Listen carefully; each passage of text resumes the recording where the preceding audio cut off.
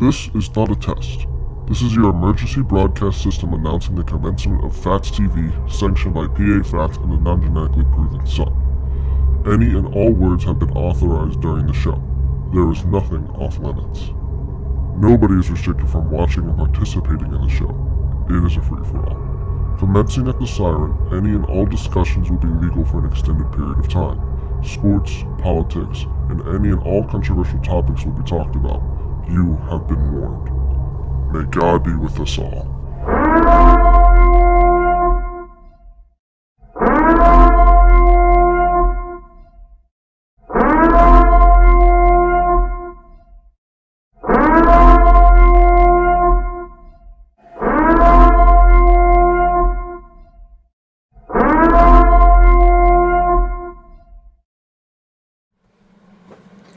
Good evening, ladies and gentlemen, and welcome to Phatts TV on this Thursday night, March the 18th, 2021.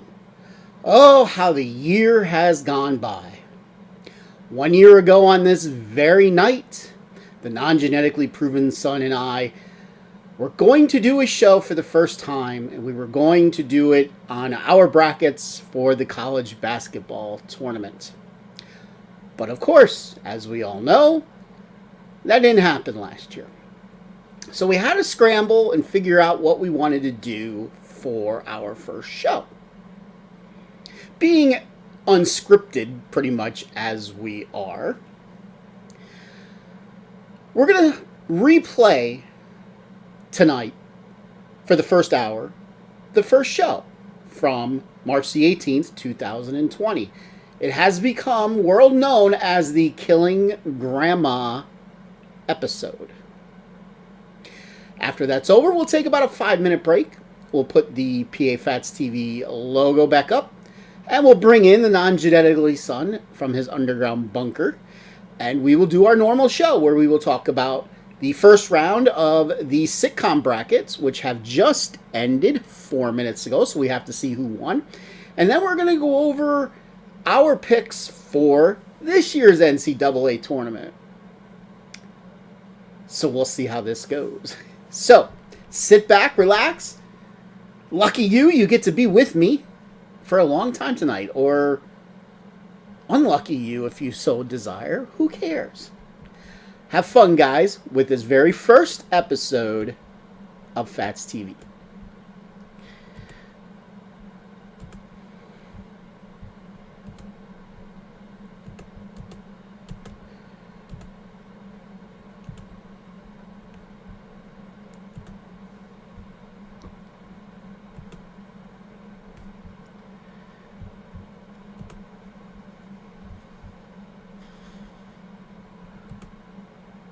Funny, somewhat controversial.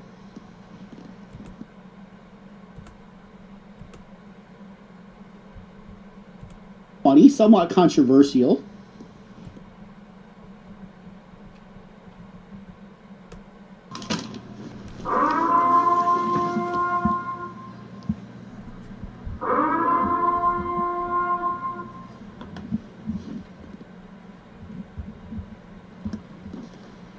What a cool way to start a show.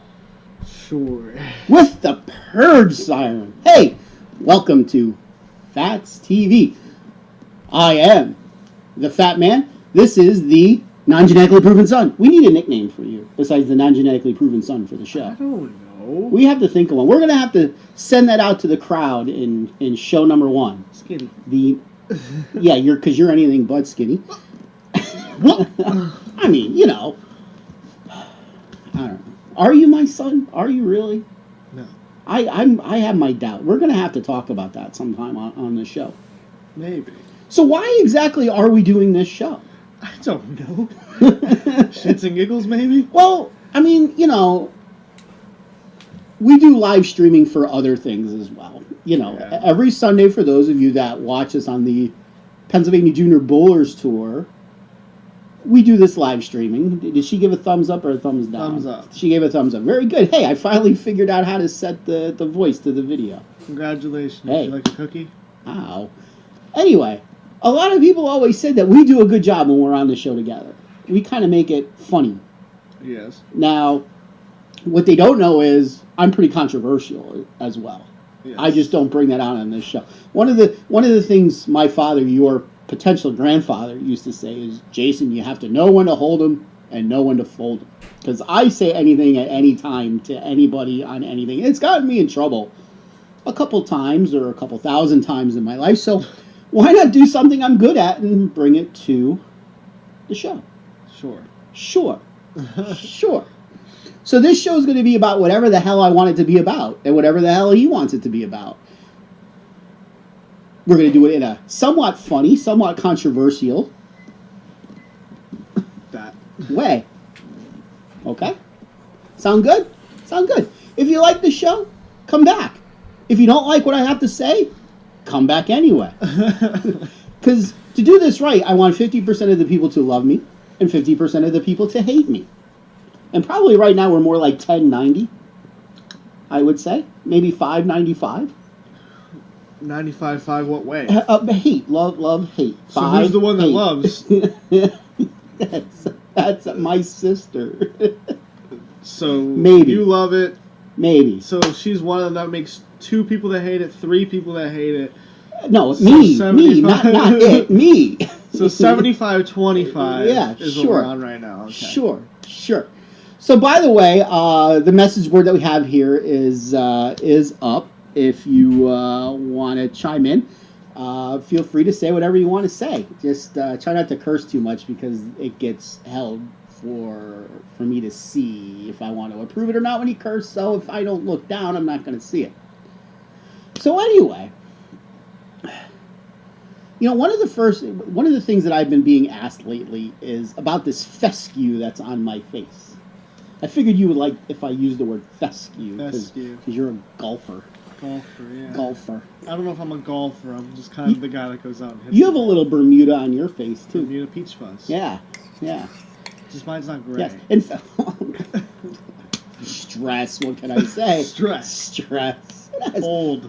No, we're about to see that I'm not old. It's more of a stressful thing. So, I mean, when let's face it, you were up at Penn State, Maine, for 6-7 weeks.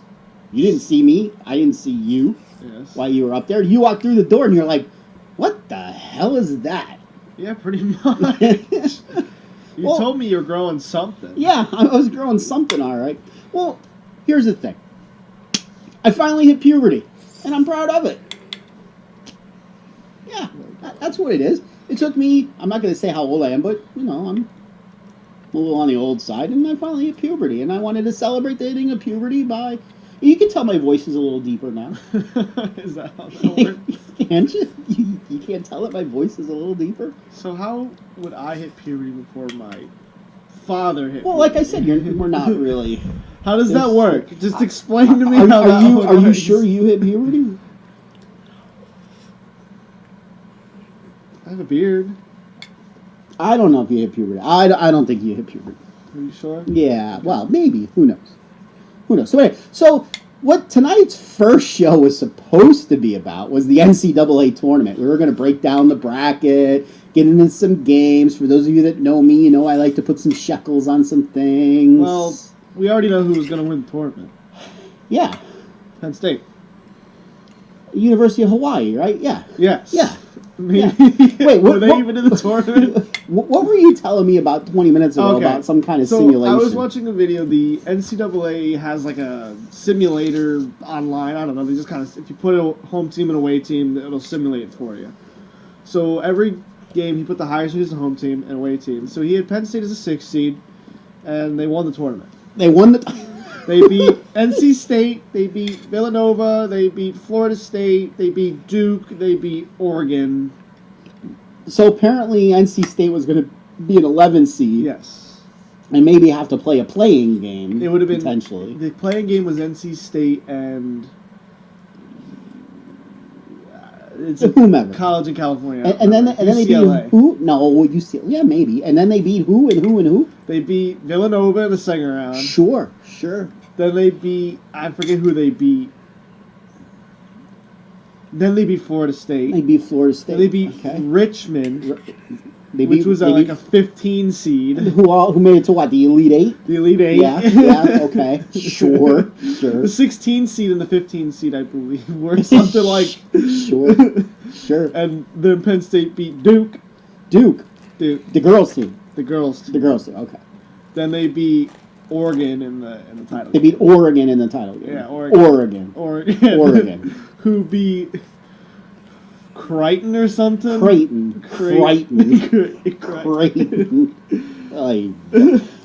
Creighton. They beat Florida State by like 15, so they probably only played the first half.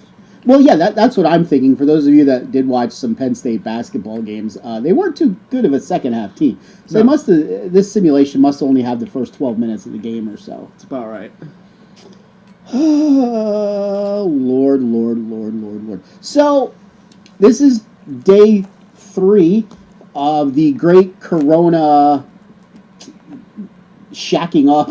I don't know. We're supposed to be in self-isolation, yes, right? Yes, Wait, we're supposed to be 6 feet away from each other. So I can't give you a wet willy or anything. Good. And get you sick. But I've been outside the last 2 days. I've been to a park yesterday. I was at a park today. I was at the driving range. It looks like there's more people outside than I've ever seen outside. Because you know why? Because you're young and an idiot. What part of self-quarantine don't you understand? Self-quarantine means stay inside. Okay, there's no sports on TV. There's horse racing. That's not that entertaining to watch unless I'm making money. Which you could be. I could probably watch like Mexican soccer if I really want to watch. That's usually more of a nighttime thing. Or I could watch Australian soccer maybe. There's horse racing. That's more of a you thing. It could be. I don't know. You know, it's supposed to be you're supposed to stay inside. Young people that are watching now, stay inside. See, just because you don't get sick doesn't mean you can't be a carrier. You know, you could be outside doing whatever you're doing. Let's say you like to play basketball. You're out there on the court with your friends. You know, white man can't jump. You know, you're shooting some hoops. What? What do you mean white men can't jump? You probably didn't even know there was a movie called White Man Can't Jump. No, of course not.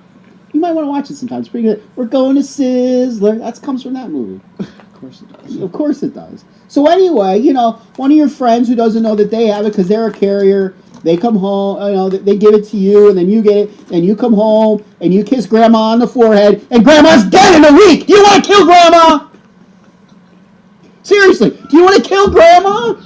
Do you want to kill Grandma? No. Then don't go outside. Then don't go kiss Grandma on the forehead. But still, you can kill Grandma. And what did Grandma do? Grandma, you know, baked you cookies. You know, she took care of you when Mommy and Daddy were up to work. She changes your diaper God knows how many times. And you killed Grandma! Because you couldn't sit inside for 2 weeks. You know, my grandfather's generation went and fought a damn war, and you can't sit inside for 2 weeks.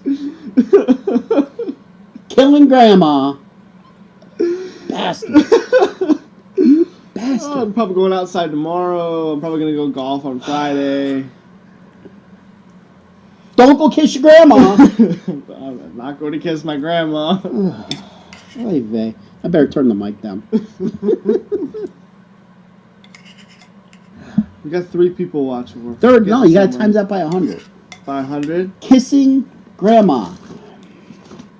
But of all seriousness, well, I am being serious, but, you know, we got to take care of the old people. They got to survive through this.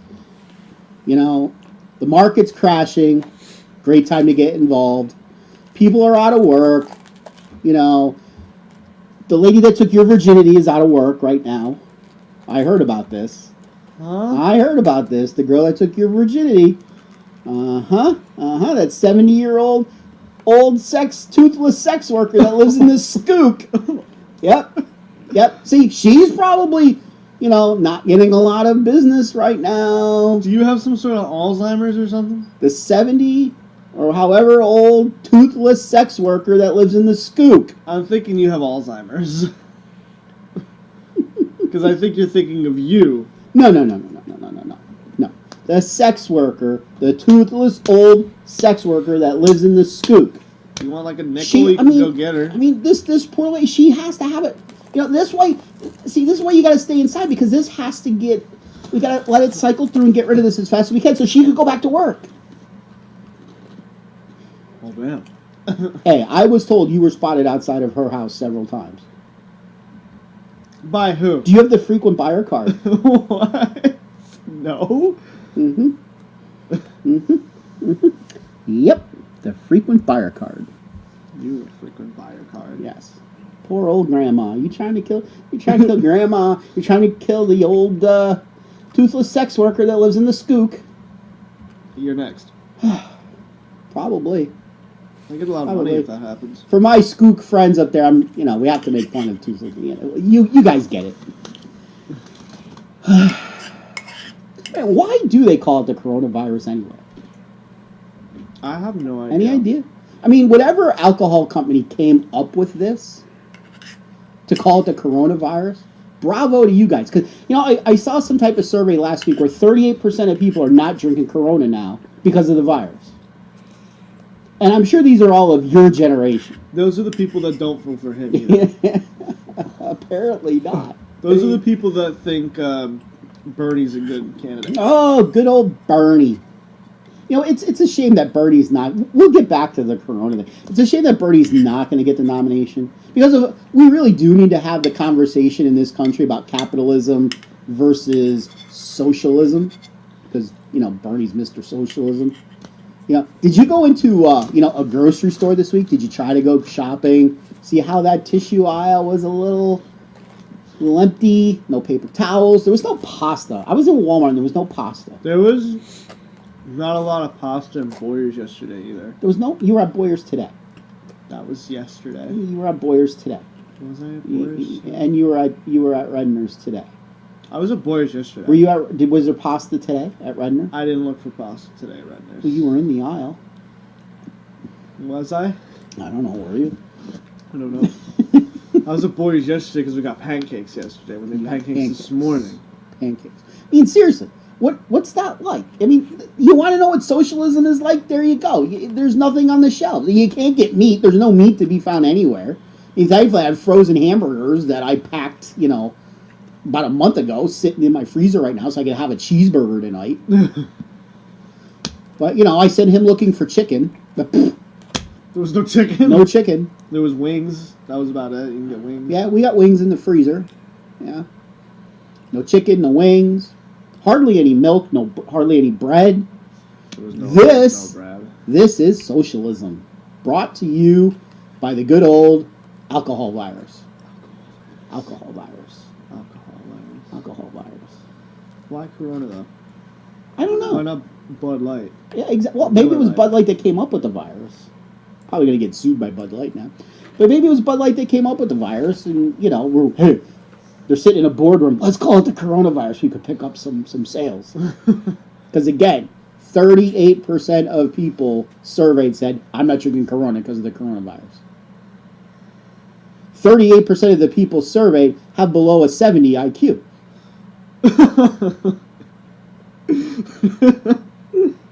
The coronavirus. A lot of people are probably tuning in, seeing that flag and going, nope, ain't doing it. We ain't going there. Well, thanks to our friend Crancy, the Phatts TV flag isn't here yet. So we're gonna blame Krantz for that. And this was in my dorm room at Penn State. I bought it for $5, and my roommate was from Seattle, Washington. Seattle, so he probably got Corona. You probably given it to me. You probably gave it to Grandma and sex worker in the skook. Nice. You probably gave it to your girlfriend too. I can't believe. Is it true that your girlfriend has ties to Okinawa?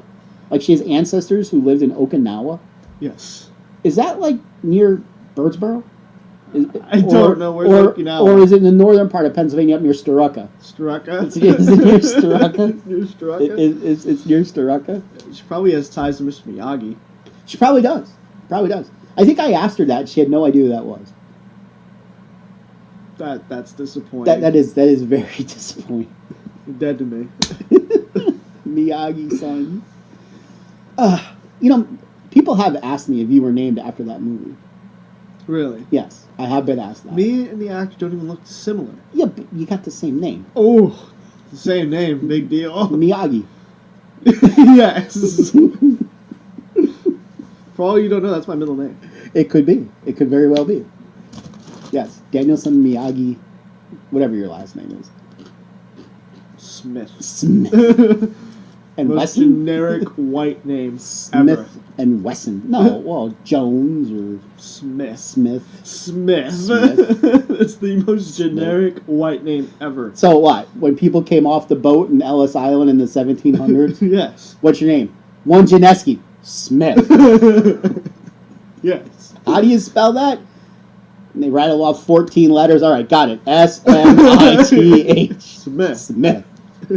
That is your name. Their name is now like Michael Smith. Nice. It's a white name right there. Nice. You got this Irish accent, and your name is Michael Smith. Speaking of the Irish, of all seriousness, I was perusing down my Facebook page earlier today, and our cousin Greg. We have a cousin named Greg. If you didn't know that. That's also a white name. And I think he's white too. Really? Check that out. Couldn't figure that part You out. know what's the luck in that? But anyway, he posted something about the great Carbondale fight of St. Patrick's Day, 1845, or something like that. In the newspaper, the Carbondale Democrat, it talked about a big fight on St. Patrick's Night of 1845, which was caused by too many people drinking alcohol. That would make sense. You see what alcohol does? You want to bet they weren't drinking Corona? They didn't want to catch the virus in, That's right. 75 That's years right. ago. Yes. Catch the coronavirus. Now, who would have thought that, the people in heaven or hell, purgatory, limbo, wherever the hell they are, would be thinking, oh, they're looking down at us right now, because of course they're watching us. Duh. They're like, wow, they're actually talking about me. I was in that fight. That happened to me. 175 years ago. That happened to me. Yeah. Yeah. Yeah. Yeah.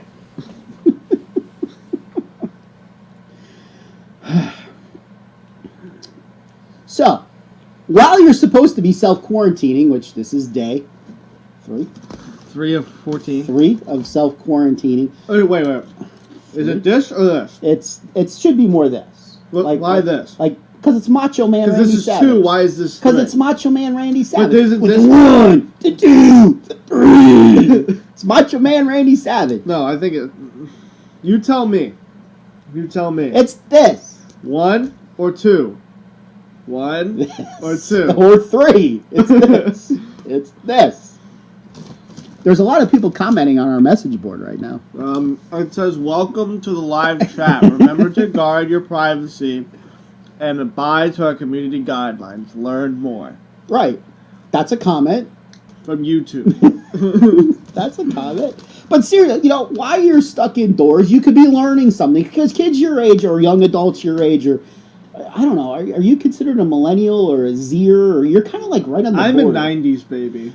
I think I read something yesterday that the millennials didn't really end in 99. They ended in actually 95. So you're more of a generation Zer. What the hell is that? Now, well, that's just what your generation is. You're a Zer. Never heard of that before. Well, I just heard millennials.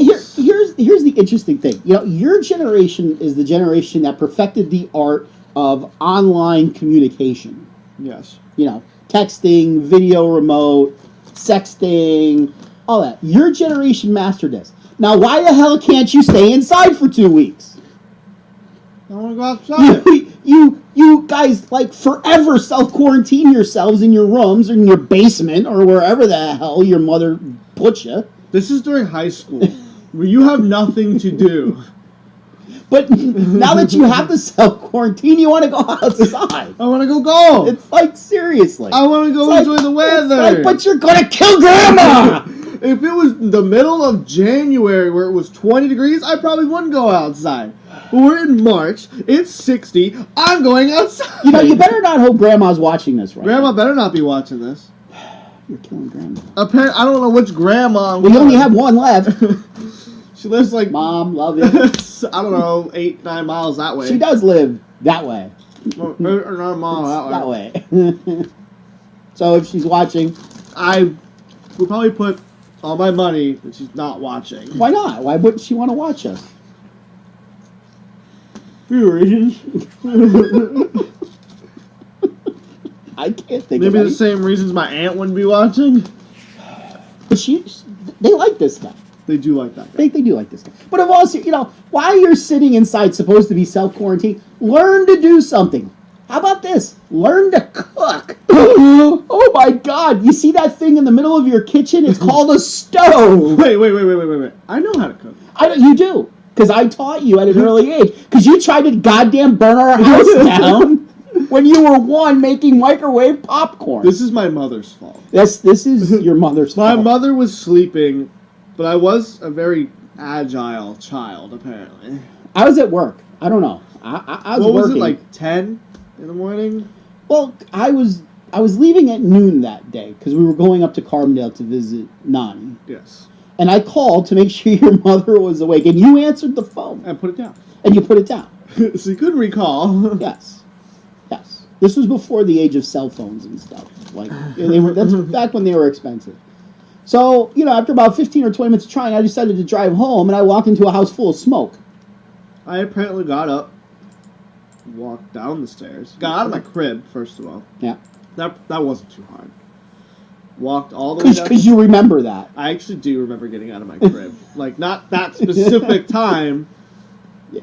This was in Fritztown, right? Yes. Okay, yeah, I remember how easy it was actually to get out of that crib. Mm-hmm. Got all the way down You the tell the stairs. story why I eat some of these. So I got out of the crib, got all the way down the stairs, walked through the living room, the dining room, grabbed a chair from the dining room, dragged it to the kitchen, put it up against the counter, got up on the chair, up on the counter, opened the cabinets, got popcorn From the top. from the top. Then, probably, we wouldn't know, just grabbed it out of the box and put it in the microwave and pressed 9. Well, I figured it was 9. It probably wasn't because it was still on 40-some minutes when I got home. So maybe, I don't know, You pressed something. 8, whatever, button, start. It was Huh. black. By the time. It was You were just not sitting there. on the couch. Was I just watching TV or something? Probably you figured out how to turn the TV on, too. Yeah. You watching Family Guy? Sure. Yeah, No, I you're was watching laughing at Family it. Guy. Sure. Yeah. So you did have this thing of wanting to learn to cook at a young age. So, yes, you I made made dinner the the last past 2 couple days. nights. You Right. made breakfast. I made breakfast this morning, some bacon and pancakes, made some chocolate chip pancakes and M&M pancakes. M&M pancakes. Yes. How come I didn't get any M&M pancakes? You didn't tell me you wanted any pancakes. You had breakfast. I did have breakfast, but you never asked me if I wanted M&M pancakes. I made M&M pancakes. You asked me if I wanted bacon, okay? You made a pack of bacon, a small pack of bacon.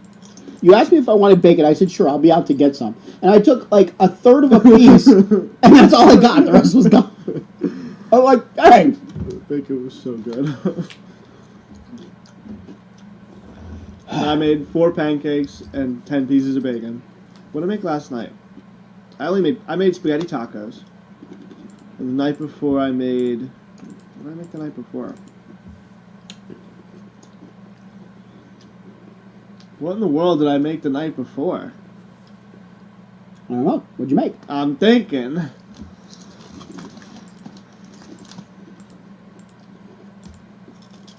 You don't remember what you made. No. No clue what I made. You actually cooked dinner Sunday night, too. I remember it was really good, whatever I made. Well, you made beef stew one night. That was really good. That That was was really really easy to make. It is. Yeah, just put beef stew in a pot, just kind of let it get warm and put pickles in it. It was good. It was good. What did I... It was really good, whatever I made 2 nights ago. I remember it was really good. What did I make?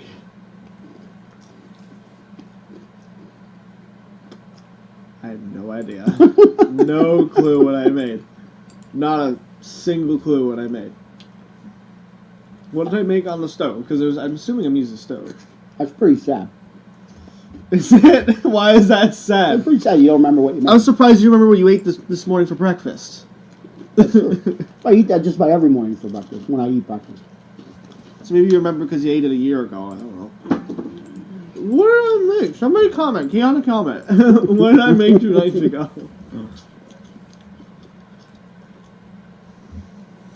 It's great, you don't remember. Well, you think about it for a few minutes. Oh, here comes. What did I make? What did I make 2 nights ago? We had Chinese. She got you. Did we really? Yes. Yes, it's sitting in the refrigerator. One of you didn't finish your Chinese. Your Chinese Me. in the refrigerator. Did you make the Chinese? No. You dumbass. You told me I made dinner 2 nights ago. That was only 2 nights ago? Yes, that was Monday night, because Sunday night we had beef stew that you made. I'm an idiot. Yeah. Boy. Ain't that the pot calling the kettle black? What? You're an English. idiot. English. So anyway, so you can learn to cook. Better yet, you have this thing on your computers called YouTube. Learn the stock market. Yeah, I don't know stock market. Because there's a lot of stocks that are going down right now. I did buy some shares today. You did buy some shares today. I'm proud of you. Proud of you. I bought a shitload of shares the past week. I bought 22 shares. You have like 400 shares of Penn stock. I did buy Penn stock now. So if I talk about Penn stock and he talks about Penn stock, just know that we own Penn stock. So we kind of got to say that, believe it or not. If we're going to talk about it, we kind of got to say that we own it. Yes. Because by people buying it, the price will go up. You can just I'm saying going- you're a little hoist over there. That's because I yelled about Grandma. What's wrong with Grandma? About you killing Grandma. Finish that, take a squirt. Good hygiene right now. That's a really weird way. I dropped it. Take a squirt. Grandma. Keep Grandma alive. Yeah, I bought 22 shares of Penn stock. 22 shares of Penn stock. Now, a month ago, Penn stock was at $39. What'd you buy Penn stock at today? Like 440? 440. Something like that. That's some good buying there, believe it or not. That's some very good buying. That's a very real chance of paying some rent next year. Yep. Yep. That's 1 month of rent right there. Yep, because I'm charging your rent next year. No. Because school won't be open yet. I would be very, very disappointed. Because that means I wouldn't have had a job almost all summer. Oh, God, please, school open. Open them. No, I just need to have businesses open so I can go work my landscaping job. And no rain. We're not allowed to have rain. No rain. No rain all summer. Only from 9 o'clock till midnight. 6 o'clock to midnight. Well, no, let me have a little nice outside when I get home You don't from need work. to have nice outside. Yes, I do. As long as it's nice by 6:30 in the morning, we're fine. Okay. We're fine. I will talk much? I can't get off Grandma. You can't believe I you don't wanna know kill what the Grandma. problem is with Grandma. And poor the old lady who lives in the Skook. What is the skook? Schuylkill County. I figured that. Dumbass. You want to like square up or something? Anybody? Would you just You want to square up? You know, square Square up. up. Square up. Square up. It's square up. Square up, huh? Is that your Generation Z lingo? Yes. There? Square up. You never heard? You want to square up? Yeah, you used to say that to me, and I used to kick your ass every time you used to say that. I to me. never said that. To Really? you. Yeah. You really? Yeah. Really? Yeah. When did I say it to you? When I was like 4. Oh, maybe. Maybe. Want to square up? Maybe. So that was your girlfriend that came down the steps, and she's temporarily living with us because she actually lives in Hawaii Yes. and can't go home right now. She could. If she So, really wanted so to. I was nice enough to allow her to stay here right now Good for you. because I'm a nice guy. Sure. Yeah, I'm a nice guy. And you guys are cleaning the house. That was the rule. The kitchen's clean, the living room's clean, my bathroom is spotless. There you go. Or, well, except that table over there. Ah, but that's yeah. fine. Room's Well- kind of cluttered though. Yeah, so there's A lot of bowling balls in here. You just can't see 18 them right now. bowling balls in bags, another 7 over there on the floor, and another 5 over here on the floor. Yeah, I could start my own pro shop here. You really could. I can. Just selling used balls. I can. You don't drill, you just give them away. I can. Are we going to be on tomorrow? Ryan Graham wants to know if we're going to be on tomorrow. We didn't have anything planned. No, we could do a short show tomorrow, but we'll definitely be on either Friday night or Saturday night. Because we're going to do a horse racing handicapping show at some point. And somehow I'm going to win. We're going to see who the better handicapper is, but that's probably... We'll do it from Penn National. We could do a Penn National handicapping show, since that's where you know... all 2 times that I've been there? Yes, and you made money both times. Yeah, because I hit one race for like $40. So yes, we'll do a handicapping show to see who the better handicapper is, and we'll teach you guys a little bit about handicapping because he's the expert. I'm not. I just own the horses. And I just look at numbers and just kind of guess and make a very educated guess. Educated guess. No, edumacated. Edumacated guess. Huh? I went to Kaiser Weiser. And I go to State Penn. State Penn, who's now closed for the rest of the semester. Yes, I have to sit here in this crap hole of a town called Womelsdorf. Hey, what's wrong with our town? George Washington was in this town. For 2 days. Yippee-ki-yay. Could he say he slept in Robizonia? I think not. Could he say he slept in Okinawa down by Birdsboro or up by Starucca? I think not. But he could say I slept in Womelsdorf. There is nothing. And we get our pizza right across the street from where he slept. Congratulations. But we have yet to eat the restaurant that's in where he slept. And we've been here 13 years? 14 years. Going on 15 this year. We moved here July of 06, so yeah, it'll be 14 years. God damn. If I took a 15-year mortgage, I could have the house almost paid off. I don't know if you could have afforded a 15-year mortgage. Not back then. What's Ryan have to say? Let me know when you're going to go on tomorrow. Well, okay, Ryan. Just for you. Just leave me your phone number and I'll call you. I'll call you when we're online. You could be on. By the way, if anybody would ever like to come and sit here on the couch with us, by all means, you are invited. Just, don't come and kill us. You're not allowed to cause physical harm to us. Is that a deal? Sure. Okay. As you say with such... Let me think about that for a little bit. Agreed. Okay. What are you eating there, by the way, that I had so much? I am eating veggie sticks. Veggie sticks. They're really good. Utz's veggie sticks. Sea salted veggie sticks. They're kind of healthy. Back in the day when I... Except for the 300 milligrams of sodium in 6 servings. 1,800 milligrams of sodium in this thing. You know what would happen? Besides all that. All that sodium will kill Grandma. Oh, I won't kill Grandma. You're going to kill me.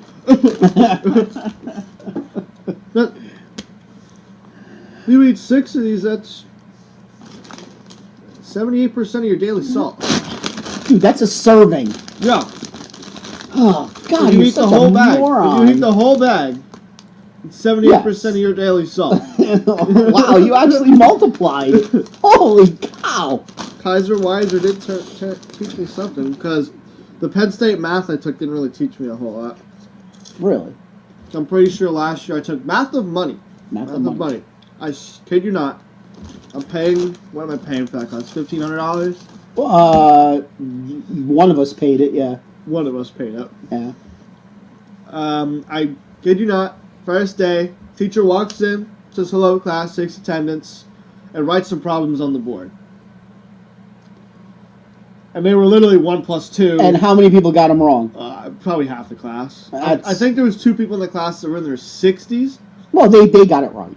I'm sure they got it right. I don't know if I got it right. I don't remember. They got it right. But yeah, she put like whole numbers like under 10, plus and minus. I'm like, this is what I'm paying for. Did you pass? I didn't even get 100. I got like a Great. 90. You didn't even get 100. I got a 90, like 97. You got that 1 plus 1 wrong, huh? You wrote 11, didn't you? Right. dear Lord. And when it said spell your name on the test, I put Y-O-U-R-N-A-M-E and stuff. Of course, absolutely. You know who we have to get here to sit here with us? Who? Speaking of taking classes at Penn State Berks, you should know who I'm going to say. The guy who had to draw a woman. Marsden. We got to get Ryan Marsden Do I here. have that picture anywhere? No, my phone's upstairs, actually. We're going to get Ryan Marsden here to come out here with us. He would sit here like this. He would. And not say anything. He would. He'd just be like, hey.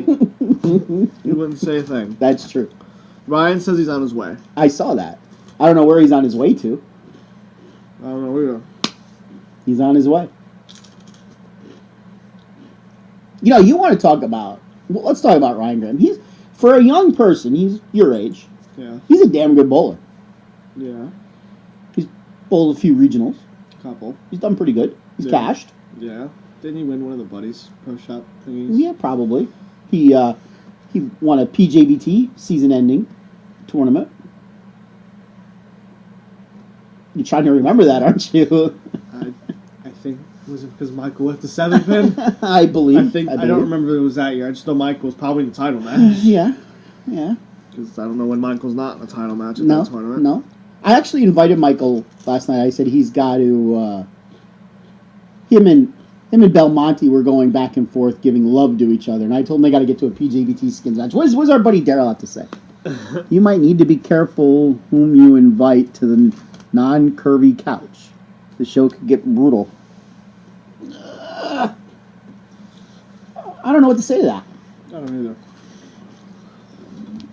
Is he trying to get invited or not invited? Abstain. Daryl would be pretty cool to have. We have to talk about dirt track racing. Well, he's pro Bernie, I believe. Pro Bernie. He's not pro Bernie. Oh boy. He would be a big guy. I'll guarantee he just threw something at his computer. He went, F you, Jason. Oh Lord. I still can't. I'm still thinking of Grandma here. I don't know what's wrong with Grandma. You're trying to kill Grandma, you people. So anyway, learn to do something. Learn to cook. What about Grandpa? Well, Grandpa will survive. It's Grandma. Grandma, did Grandpa make you cookies? No. No, Grandpa didn't make you cookies. Grandpa made you do work. No, Grandpa took me to the cabin. And made you do work. I did pick up sticks. He made you do work. Grandma makes you cookies, takes care of you. Gets me a toy. Gets you toys all the time. Changes your diaper. Is there to give you cuddles when you fall down and go boo-boo. And now you want to kill Grandma! I won't get you. Stay inside! I don't know if anybody ever got me. Ever. Oh, there's no way you could be my kid. I know that one up there never got me. Who's up there? My room's above us. Oh, it is true. So now that, you can't go back to state college, you have to take these classes online. I do. And one of them is a film class. And yes. How the hell are you doing a film class online? So we had, after spring break, we had to come back, and the next week we had a film project due. Yeah. We had 1 week. I was going to film that weekend, and our film project was that Thursday. It was a 3 to 5 minute documentary.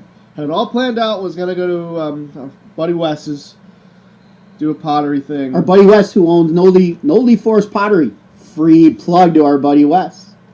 Conrad Weiser Hall of Famer. He's got a show this week. It's been moved to his studio in Mountain, Pennsylvania, which is not near Birdsboro. No. But go see it. He makes great stuff. In fact, right there. I got this from him. I got this from him. There's a cup in the drawer if you want me to get that. Well, we're not gonna. Yeah, that's a big cup. It's like it's big. We got all this stuff from our buddy Wes. So go ahead, keep talking. Gonna have it all planned out. It's gonna come down on Friday. So I had to see him 2 straight weekends. We have my camera, all my microphones, my lights. And then we get told 2 weeks. Okay? Fine. He was just going to push it back, and I was going to talk about it later. Yeah. Hmm. Then, all of a sudden, our first class, he goes, we're not doing Project 1. He changed Project 1. Yes. Well, Yes. He was originally going to say, if you had your documentary filmed already, you could submit that if you would like. Yes. Because, obviously, we can't get equipment at home. So now We got equipment here. We got 3 cameras. We do now. We have sort of not. It's not a Panasonic that's worth $5,000 that films in 4K and Sorry. that's about this big. Sorry. And I don't have my professional lighting kit anymore here. Sorry. I have the dinky $150 camera. But anyway. So all of a sudden he goes first class back on Zoom. I hate Zoom. I really do. I don't even know what Zoom is. A video chatting thing, but you see everybody. Oh, kind of like Microsoft Teams. Yes. Okay. He goes, this has never really happened before. I'm not really sure what to do. He goes, by Thursday, I want you guys to think of a project for Project 2. Then he's like, screw it. Because I asked him, are we scrapping Project 1? You asked him that. I did ask him. How many people are in the class? 16. 16 people, and you asked him that? Yes. Okay. And he goes, all right, we're just going to scrap Project 1. And he said, I want you to think of a 1-minute idea and a 3-minute idea. A 1-minute idea and a 3-minute idea. After class, I come down here. Well, he tells us to film with anything you got. If you have a phone, that's fine. He said you could film with your smartphone if you would like. I got a phone. So I come down here and go, I need a 1-minute and a 3-minute idea. So this guy goes, well, your 3-minute idea is easy. What I was going to do for your graduation, the Maury Povich show. Oh, yeah, we got to talk about Maury Povich. If you don't know what Maury Povich is, we'll get there. Yes. Then he says another idea would be like a Rocky scene, but I have to do like sit-ups, but never actually do a sit-up. It takes me like 10 tries, push-ups, and fall flat on my face. And just be a whole mockumentary. And at the end, I'm jogging, sweating, and I get hit by a car. Yes. And Kiana said she wants to drive the car. Getting stronger. And our other 1-minute idea was we have a chess match. Just a broad shot, one shot to show we're having a chess match. And this guy agonizing. He's looking at this board, he just doesn't know what to do. We gotta spray him with a lot of water, get him all sweaty, and like just, ugh! And at the very end, he just moves the pawn 1 space. The first move of the match. The first move of the match. And the guy across goes, you son of a bitch! I like that idea. That is really funny. I like that idea. We gotta get chessboard to do that. That's fine. Yeah, I like that idea. What's Ryan have to say? What have you guys been doing with all the non-essential jobs being shut down? Well, unfortunately, my job is essential, so I gotta work. My job is not essential, so... Really? The creamery's not open? The creamery is open, actually. That is your it's job. open 9 a.m. to 6 p.m. every day, but yes, I'm going to commute 2 hours to go to work. Commute 2 hours back down. No, I also have a landscaping Could job. you collect unemployment? Can I? I think you get like $13 a week. Slap that up. It's tax-free. Hey. At least for the state. Hey. I have a landscaping job, too, that I didn't even start. Yeah. I did get hired. Making more money than last summer. So anyway, by the way, I did have one other idea. What's your other idea? And I did tell you what it was. You forget. Just like you forgot that you made Chinese food. Is what we talked about on Sunday? No, because you didn't tell me about this thing until Tuesday. It was the first idea that I had. You could film somebody that we know. Matt Himmelreich. Shut up. Yes. Yes. We could do like his 1 minute, like he's talking for PJBT 1 minute, and then we all say, shut up!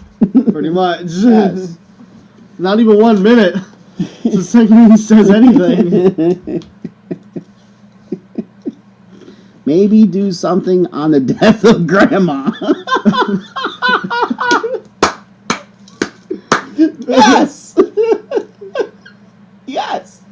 Well, we did kind of talk about something with Corona. Yeah, that would work too. The death of grandma. We could actually go film. We could go up to Myerstown and film. You kids and grandma. I don't know if my grandmother would be happy about that. Happy about filming her dying of Corona. Yeah, every time I hear Corona, I think of the Knack. My Sharona.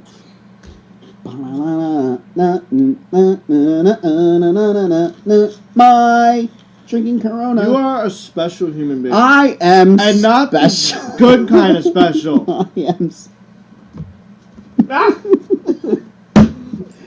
I would have hit you with that, but I don't want to waste it. Don't want to waste it. I don't want to waste those it. are like $80. I could probably sell this for your college tuition right now. Really good. That's a great idea. Go kiss grandma. And then as soon as you kiss her, she dies. Just what kills over? Yes. That's a dark ending. I mean, getting hit by a car from a mockumentary Rocky scene. Okay. What's the Maury Povich show? Okay, so this would have been a great thing to do at your high school graduation party when the few friends that we had were there. Yes. So, since it's been a debatable question since he's been about 6, whether he's actually my kid or not because, you know, what may or may not have happened, but it's just all the dumb stuff he does. What do you mean? And he really does do dumb stuff. Name one thing that I have done that is dumb. Really? Yeah. Really? You really want me to name one thing? Yeah. Really? Really? What are you gonna go? Really? What are you gonna go for? Really? Really? You should know what I'm gonna say. I don't know what you're gonna. It has to do with our TV. Which TV? The one that we had. It's not here anymore. We don't own it anymore. It's when we lived in Fritztown. Let's not talk about that. Oh. Let's talk about something else. Okay, the leader. That's fine. We could talk about this imaginary person that when you were 13 you were afraid of. 13? 14. I was giving you the... Drop the 1! But anyway, this young person has done some really stupid stuff in his lifetime. You want to go get the book? No, we're not going to go get the book. I have my own book, don't worry. So anyway, I've said many times, like, there is no way. Like, for those of you that, like, follow me on Facebook, and if you don't follow me on Facebook, like, why don't you follow me on Facebook? Just look me up. You'll see the PA Phatts logo, shirt, whatever. You'll see the line from Buford T. Justice many times. There is no way you could have come from my loins. There is just no way.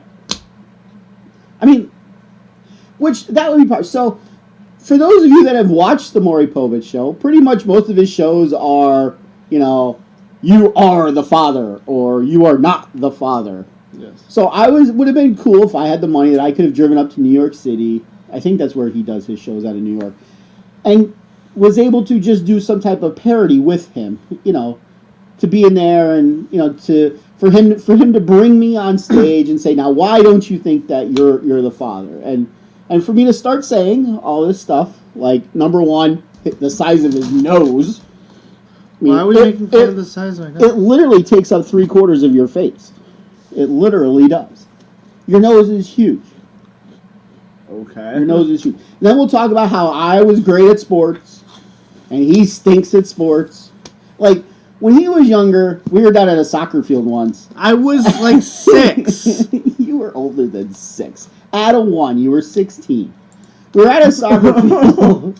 And this is when he was goalie. That was his thing. He was goalie, and I kicked the ball, just a normal kick for me, every day, run of the mill, and it hit right where the crossbar hits the goalpost, and he turned around and it hit it, and it bounced back, and it hit him in the face and rolled right in the net.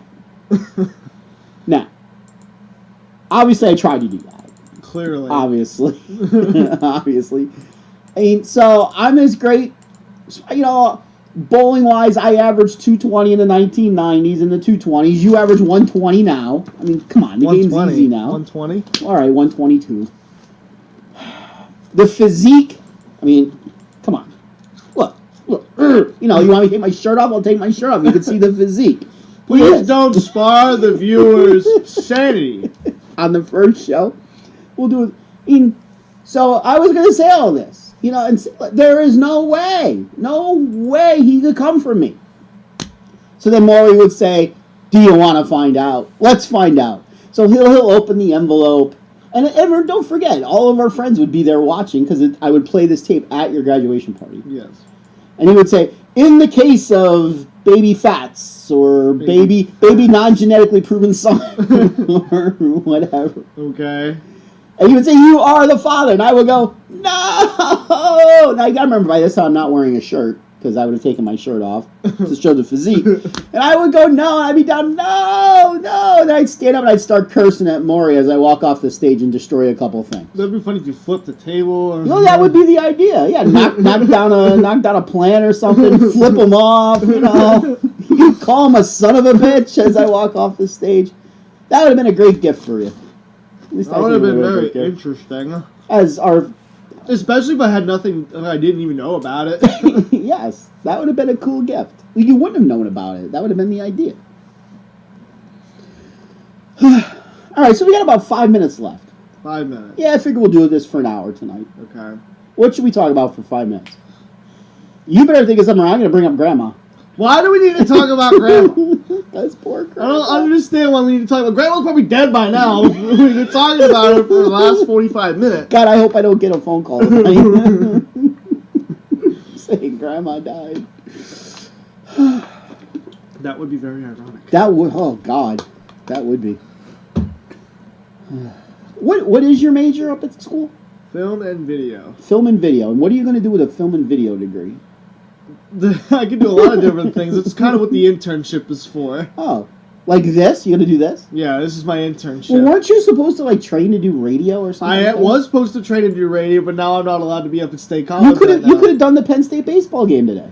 I could have if I did my training. Yeah. I was supposed to take 2 trainings, then go commentate at one of the local high school, which is like a half a mile from campus. Gee, and what would that school be called? Starucca? Starucca? No. Starucca does exist. It's in Pennsylvania, isn't it? It is in Pennsylvania. You used to tell me it was in Russia. I did. I did. Well, I was like funny 4. story. A couple of years ago, I was driving home from work one day. You do that like every day. Yes. Not today. Not today. Not today. And it was in the summertime. Okay. And there was a thunderstorm coming. It was really dark. Like really, really, really dark. Okay. So I was messaging a friend of mine. And I said to him, can you just pull up a radar for me and take me a shot? Because I want to know what I was driving into. Because if you knew my travels from home, I have to go up over Texter Mountain. And, what am I going to hit on the top of this mountain? So they sent me a picture. And it was all red. Yes. It was all red. It was the state of Pennsylvania. And believe it or not, it had Starucca on the map. Now, let me tell you about Starucca. Probably you think Centralia is small? You think Centralia has a lot of people? Starucca might have about 10 more people than Centralia. I don't think there's a traffic light in Starucca. I think there's a couple stop signs in Starucca. It's a very, very small town up in the northern part of Pennsylvania. And yes, this map had Starucca on it. Yes. And I believe it's spelled with 2 C's, by the way. I figured there was a K in there. No, two C's. Oh. 2 C's. So, for those of you who were here when the show started, we started with the Purge alarm. Did start with the Purge yes. alarm. Because guess what this Saturday is? Purge Day. It's Purge Day. Oh boy. Yeah. I'm locking my door all day. Mm-hmm. You don't have to lock it all day. You don't have to lock it till 7.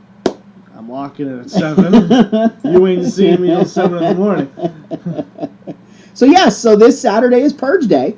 March 21st, so you got nothing better to do.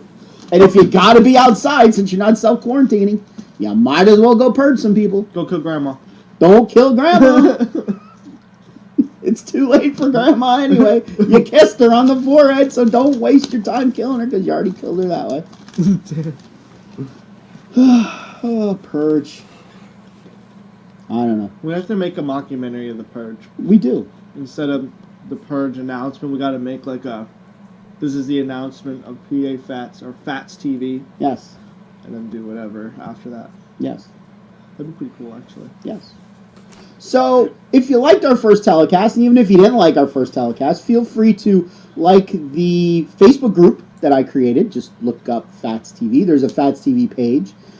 Feel free to friend request me on Facebook. I won't tell you what my real name is, but you'll find me. Feel free to friend request him, too. He only's got like 3 friends or so, you know. 2, And right? I think one is grandma and one is his mother. Okay. No, actually, your mother's not even your Facebook friend. Actually, I don't think so. She isn't. I'm not sure, actually, about that. She isn't. I love, speaking of your precious mother. My precious The mother. one That is a very nice word. The one who supplied the 23 chromosomes, the weird 23 The weird 23 chromosomes. You want to describe the last message that she sent you? About a week before Christmas? Oh. Hey, Daniel, this is your mother. Would you please come visit me at Grandma's house on Christmas? There's Grandma again. There's Grandma. On Christmas, as always. Thanks, miss you, something like that. Uh-huh. And how did you reply? Who is this? Who's this? And she replied saying, Daniel, your mother, like, you know, your mother, you're the one that, you know, gave birth to you. I'm like, who? And she actually thought that this wasn't the right person. Yes. Like, she generally looked like, seemed like she got mad. Yes. All right. Well, this hour went by pretty fast. You see. Yes. You know, again, if college basketball was into, we would have been on like all night tomorrow night because we would have done this while we were watching college basketball because when we got money on a game, it gets kind of interesting. I mean, we're not going to do this like somebody God. we know. That was terrifying. Woo! Please don't do that again. That was terrifying. Who does it better? Neither. Woo! Neither. The invisible guy in the corner. All right, ladies and gentlemen.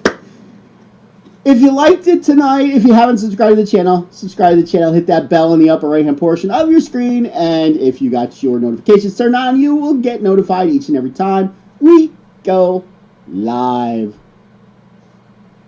Yay. Oh, hand motions. All right. Maybe we'll do this tomorrow. Maybe we'll do it Friday. Maybe we'll do it Saturday. Or maybe YouTube will kick me off altogether and we'll have to go do it somewhere else.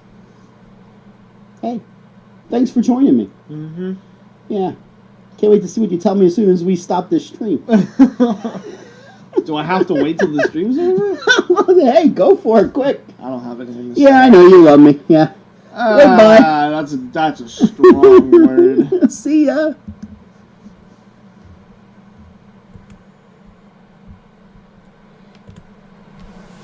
So, that was our very first episode that appeared 1 year ago today, March the 18th. All right. We're going to put the Phatts TV logo back up and give us about 5 minutes or so. And then we will be back to do our regular show with, I got the results of the first round of the music bracket. And we will look at the college basketball bracket. And I hope I get a lot of comments from you guys. So we'll be back in about 5 minutes.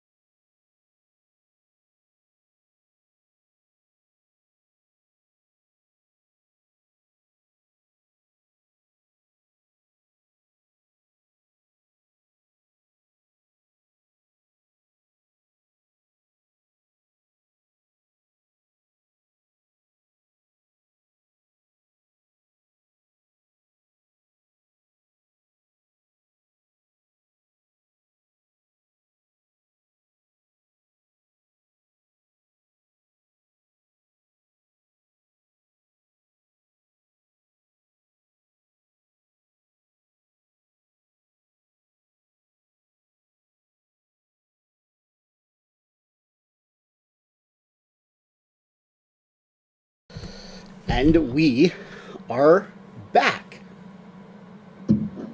As you can see now, the non-genetically proven son is up in the left-hand part of the screen. He joined me from his underground bunker. Did you watch the first episode? Yeah, I did. I was laughing the whole time. Couple things. Just so you guys know, Grandma's still alive. She's still alive. Alive and kicking. That came up a lot more than I remember it coming up. Number 2, that still may have been the last message you got from your mother. It's possible. She might have sent me happy birthday this year. I don't remember. Number 3, that was the day that we had just bought Penn stock at $4.40 a share. Trust me, I heard it. $4.40 a share.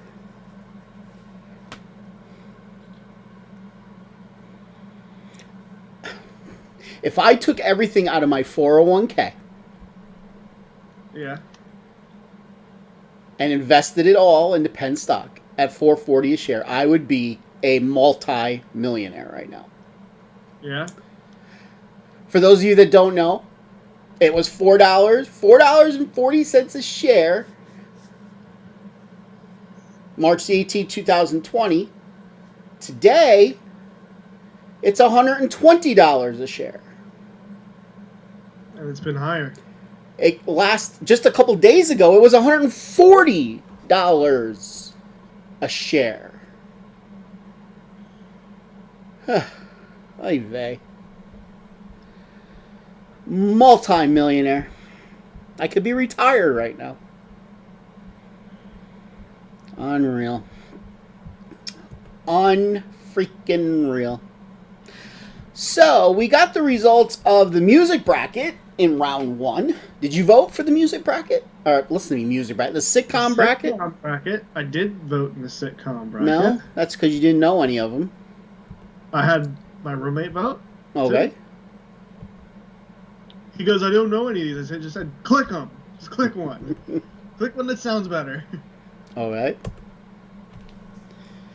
The other thing that I wanted to mention about that show, that fescue was not a good look for me.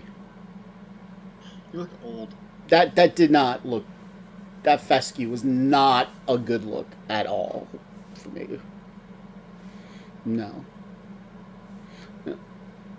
Looks like I may have lost a little weight since then. Chin area. Be that as it may. So how are you in this rainy day? Smug? Smug? I don't know. I've been kind of sitting in my room all day. Yeah? Well, tomorrow it's supposed to be cool, and then Saturday it's supposed to start getting nice, and then like from Sunday through all next week it's supposed to be in the 60s here. It's supposed to be in the high 40s, low 50s here. But I'm okay with that. I like that temperature. Okay. I did make food with Rav today. You made... Oh, yeah. We had, first time I've ever had, what's it called? Scrapple. Really? Yeah. And what'd you think of it? Tastes like sausage. Somewhat. Yeah. It's kind of like flimsier sausage. Yeah. How'd you make it? Because really there's different ways to make it. So how'd you make it? Fried it. Fried it? Did you put anything on it? Like you could put ketchup on it. You could put like pancake syrup on it. I've seen people put out of it. What? We put a sandwich waffle, hash brown, 2 slices of scrapple, eggs, cheese, syrup, waffle. Nice. That was a lot of flavors. It was. Well, congratulations for finally eating scrapple, because you told me you would never eat it. It doesn't look appetizing, but when it's cooked, it at least looks somewhat appetizing because it's just brown. Mm-hmm. And then it tastes pretty good. So you would order it again Like so next time we go out for breakfast, you might get like eggs and scrapple. Mm-hmm. Okay. Because I told him, it's like an Amish food, and he goes, "Really?" And I'm like, "Yeah, it's like an Amish Mennonite food." You're becoming more Pennsylvania Dutch by the day, non-genetically proven son. Rab said it was amazing, and he loves it.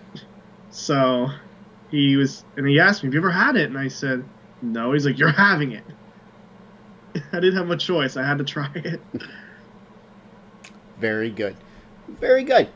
So our message board is live and operational. Should anybody wish to chime in, let me know if you like Scrapple.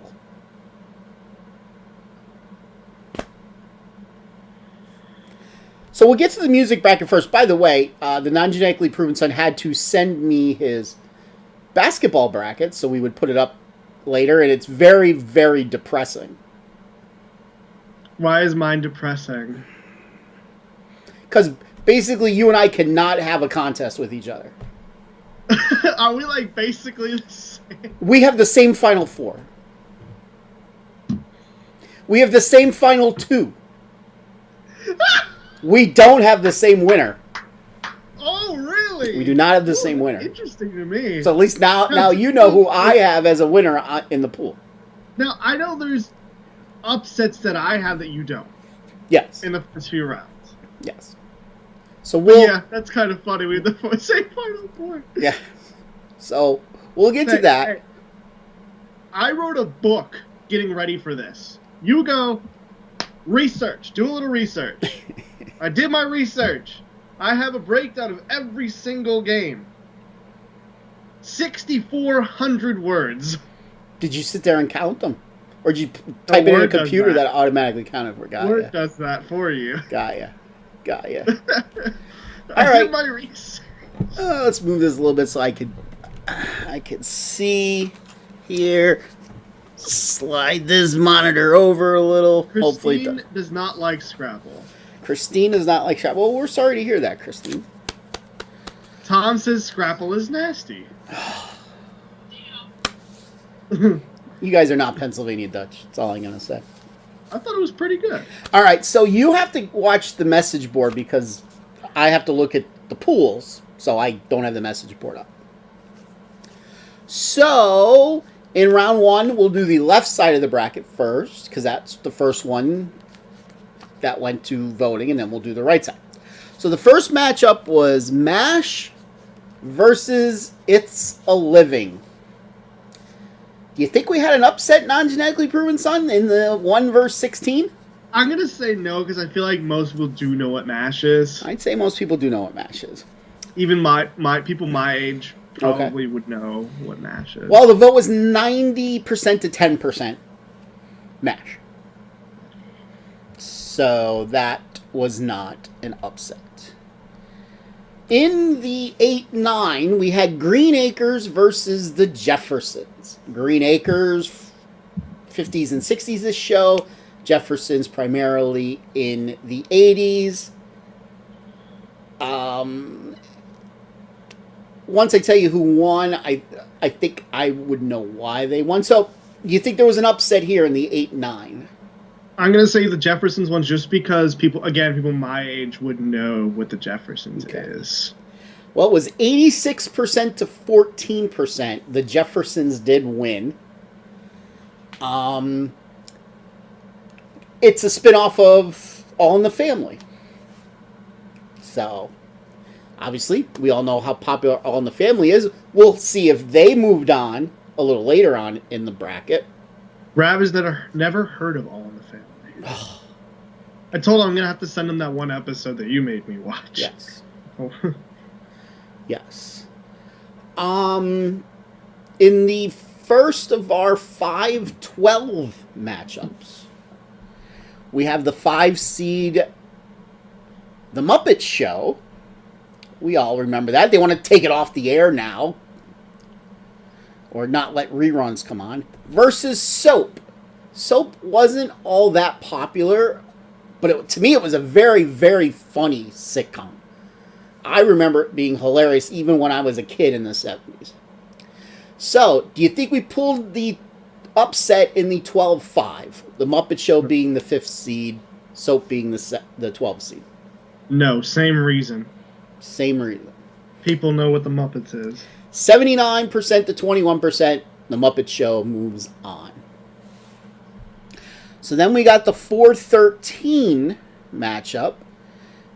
The 4 seed, the Golden Girls, versus Growing Pains. Both of them basically an 80s sitcom. I know the Golden Girls was more of the early 80s. I remember my grandfather really liking that show, and he passed away in 86. So, early 80s to mid 80s. Growing Pains, I think, was late 80s, maybe into 90s. Both shows were somewhat funny. Did we have an upset in the 4-13? No. 69% to 31%, the Golden Girls moves on. So no. Christine says Soap was a cult following. She loved it. It was a cult following. It really was. So that takes care of the upper half of that bracket. Now we move to the lower half, the 6-11 matchup. The Facts of Life versus Father Knows Best. Facts of Life, a 70s sitcom. Father Knows Best. I believe they were early 60s, maybe 50s. Facts of Life was about a bunch of girls living in a boarding school, basically. Father Knows Best was about people like me, because I know best, basically. Do we have an upset in the 6-11? Sure, why not? You think we have an upset in the 6-11, huh? I don't know either of these, so... Okay. 59-41% Facts of Life moves on. So, no upset. No upset there. Then we have in the 3-14 matchup, we have the Andy Griffith Show versus the Addams Family. Ba-da-na-na. Ba-da-na-na. Ba-da-na-na. Ba-da-na-na. Ba-da-na-na. Basically a 60s show versus a 70s show. Maybe Andy Griffith was late 50s too. I don't know. I wasn't alive back then. Was there a 14-3 upset? I'm going to tell you right now, the voting on this one was extremely close. It could have went either way. I'm going to say yes. 52 to 48%, the Andy Griffith Show moved on. Ooh, survived the upset. Hit that late three-pointer. It did. It survived the upset. Then we have the 7-10 matchup. We have the 7 seed My Three Sons against the 10 seed Three's Company. Another 70s versus 60s-ish sitcom. Three's Company about a guy who pretended to be gay so he could live with 2 girls. Because back then, it was frowned upon for men to live with girls. When, yes, we all snapped our fingers along with you. when you were single, that wasn't the thing to do. So, 7-10 matchup. My Three Sons versus Three's Company. Did we have an upset here? No.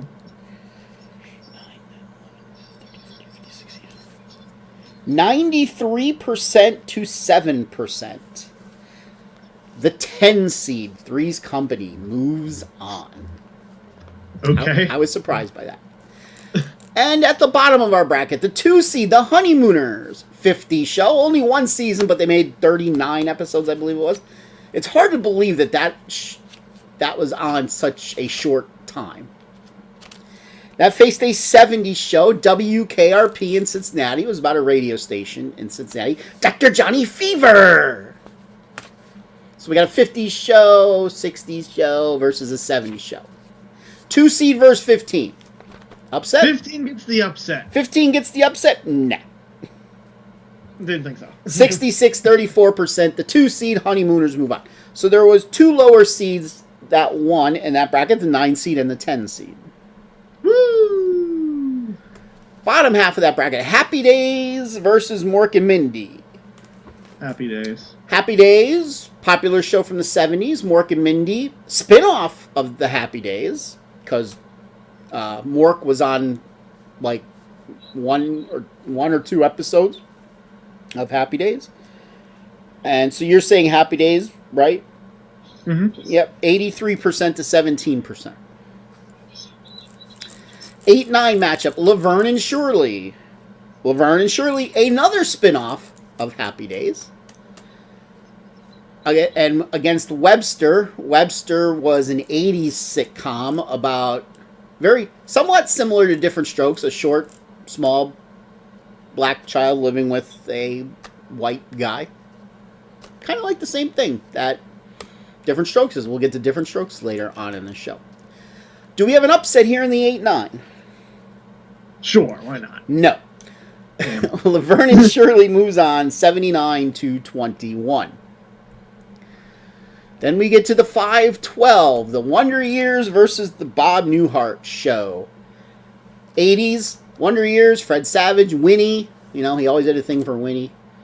Bob Newhart Show. Bob Newhart, very dry comedy, I would say. He just passed away not all that long ago. Do we have a 5-12 upset here? Gotta have one.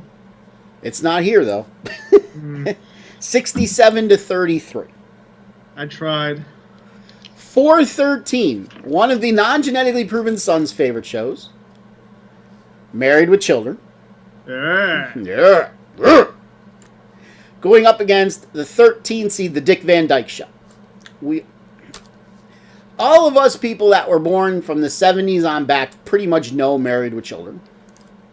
Poor Al Bundy. Never catch a break in anything in life. The Dick Van Dyke Show, that was before my time. I don't really know too much about it. If it was like a regular comedy show or if it was more like a skit comedy show like Laugh-In, I really don't know. I'm going to assume you don't think there was an upset here. No.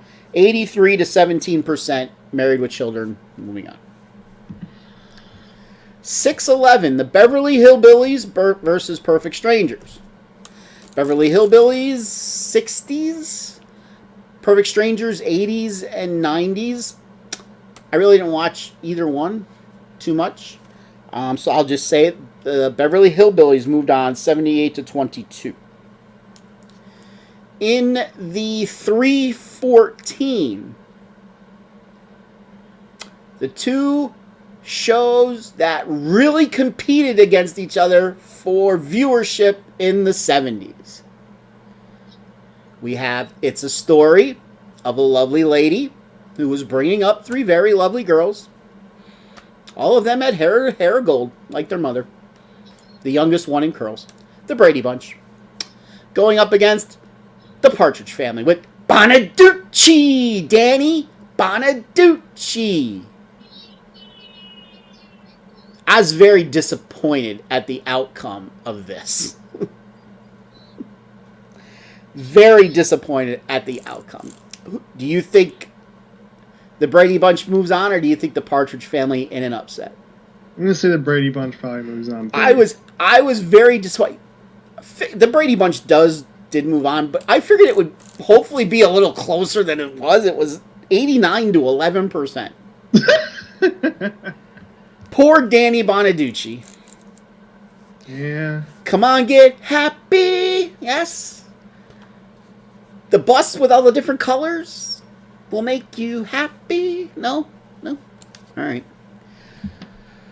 Ooh, 7-10 matchup. Two very funny sitcoms. Although I don't think too many people know the 10 seed that much. Night Court, Judge Harold T. Stone. Dan Fielding. Bull. Going up against Alice. Mel's Diner. Mel Sharples. And the waitresses that worked at the show. Kiss My Grits. Florence Jean Castleberry. I really liked Alice when I was a kid. Watched it a lot. Partridge got robbed. What? Christine says Partridge got robbed. They did. So do you think there was an upset in Night Court and Alice? 7-10. No.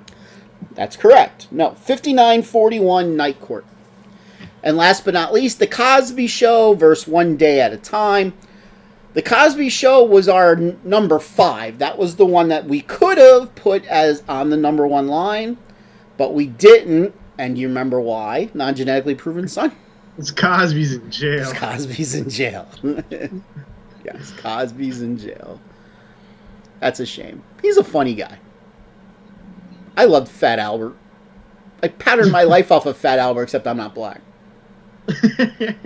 I'm Fat Fats. Hey, it's Fat Albert. Cosby Show, 76 to 24%, moving on. So all the higher seeds won in that bracket. Boo. This is unrealistic for a bracket. That just means, like, we do good at seeding. I know my comedy shows. And so, remember, we put them in groups. Yeah. Except for the number 1 seeds. The other groups were going to be the 2, 3, 4 seed, then the 5, 6, 7, and we let the computer pick them after that. So on, so on, so on. Into the I Love Lucy bracket. I Love Lucy. Lucille Ball. Ricky Ricardo. Against Charles in Charge. Scott Baio, who was Chachi on Happy Days. All grown up. Basically watched a bunch of kids in a house while the parents were not home. Nicole Eggert was on the show. She was pretty. Very pretty. She's not so pretty anymore. Do we have a 116 upset? No. No. 81-19%. Now, this was going to be an interesting matchup. The number 8 seed, The Odd Couple, against the number 9 seed, Sanford and Son. Both were 70s sitcoms. The Odd Couple was basically 2 guys living together. Basically, the one guy's wife kicked him out, and he went and moved in with some guy. The one guy was a neat freak. The other guy wasn't neat at all. Sanford and Son was about a father and son who were junk dealers out in California, I believe, with Red Fox. Both shows, in my opinion, were hilarious. I watched them when I was a kid.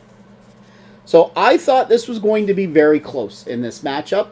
Do you think we have an upset in the 8-9? Sure. We do. We do. Sanford and Son scored a 67-33%.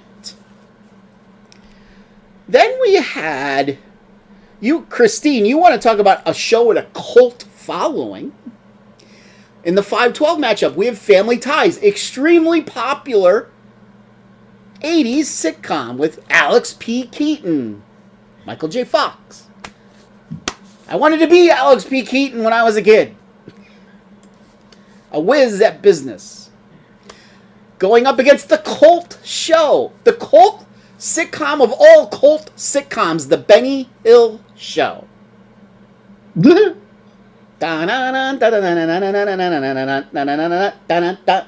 No? Yes? That was... It's a cult because you liked it. It was on for 19 seasons. Yeah. So other people must have liked it besides me. Other people must have liked it besides me if it was on for 19 seasons.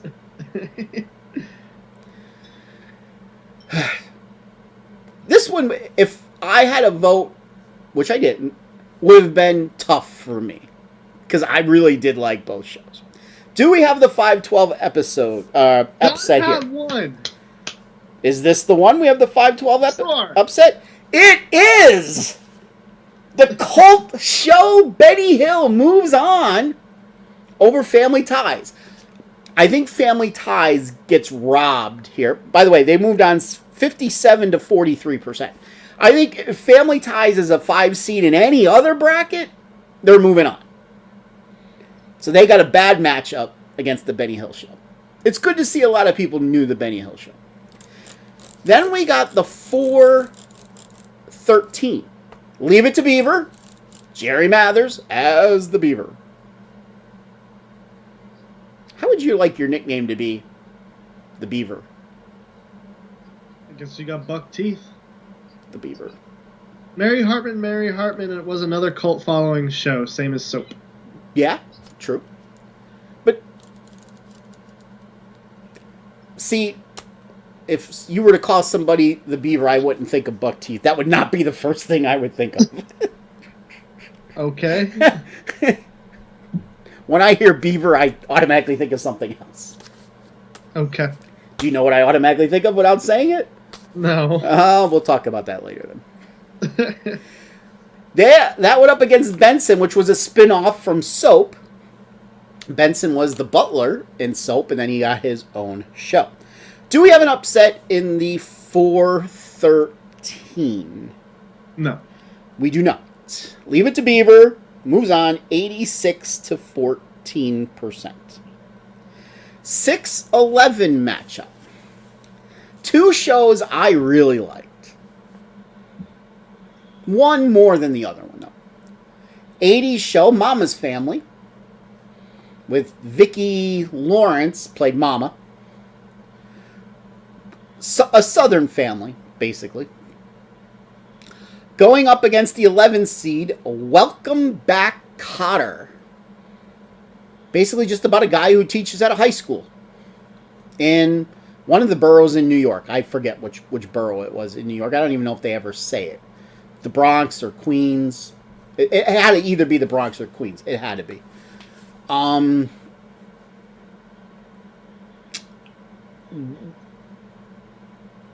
I don't really know how popular that show was. I liked it. It had a young John Travolta in it. We all know John Travolta, what he went on to play. Right?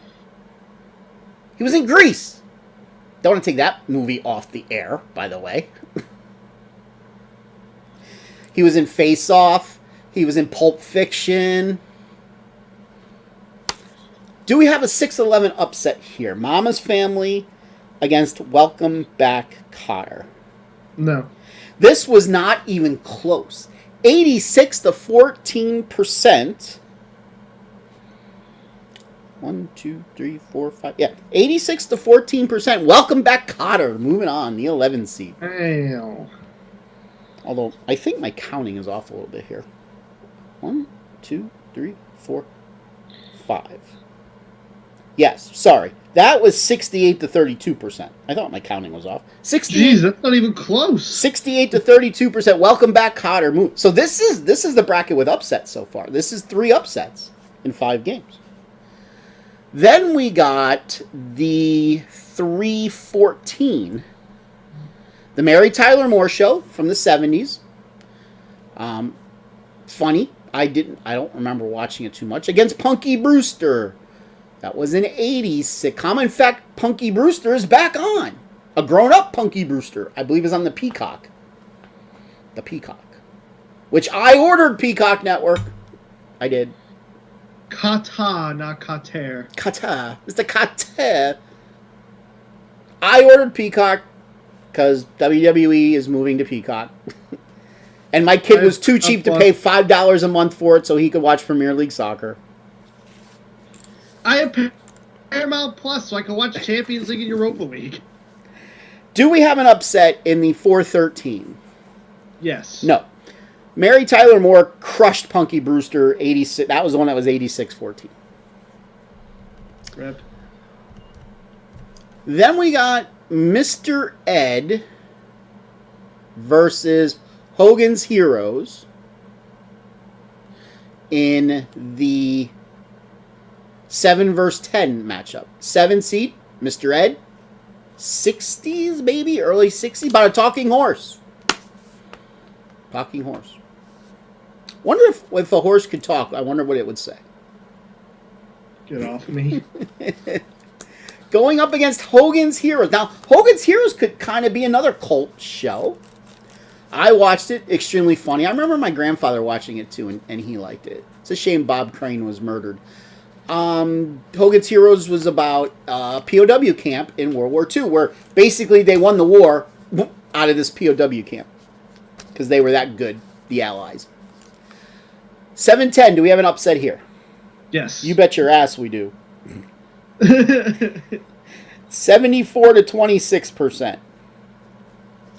And the bottom of the bracket, the 215. We have the 2 seed. Now, again, this was computer picked. And we put Make Room for Daddy in there for 2 reasons.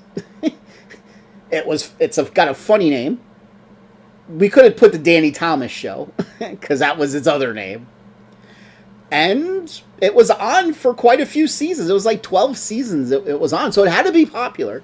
That was going up against the 15 seed, The Monkees. Hey, hey, we're the Monkees. People say we're monkeying around. 70s. Actors turned musicians. No, they were not singers when they started. They were actors, and they had to learn to sing. They eventually cut a few albums. Do we have a 215 upset? No. We do. Oh. The Monkees moves on 68 to 32%, and the crowd goes wild. That's not cool. Why not? What don't you like about the Monkees? The name of that one's the best. Oh, you just like the name. Make Room for Daddy. So, as soon Pulling as out a Duke Lehigh here. kinda. So there was, what was there? 5 upsets in that. That. Now my thing scrolled over and it doesn't want to. Alright, let me click off of it and click back on it.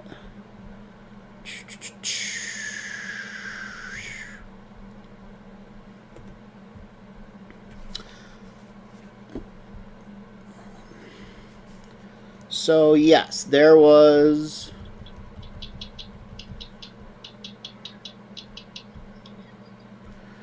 Where'd you go?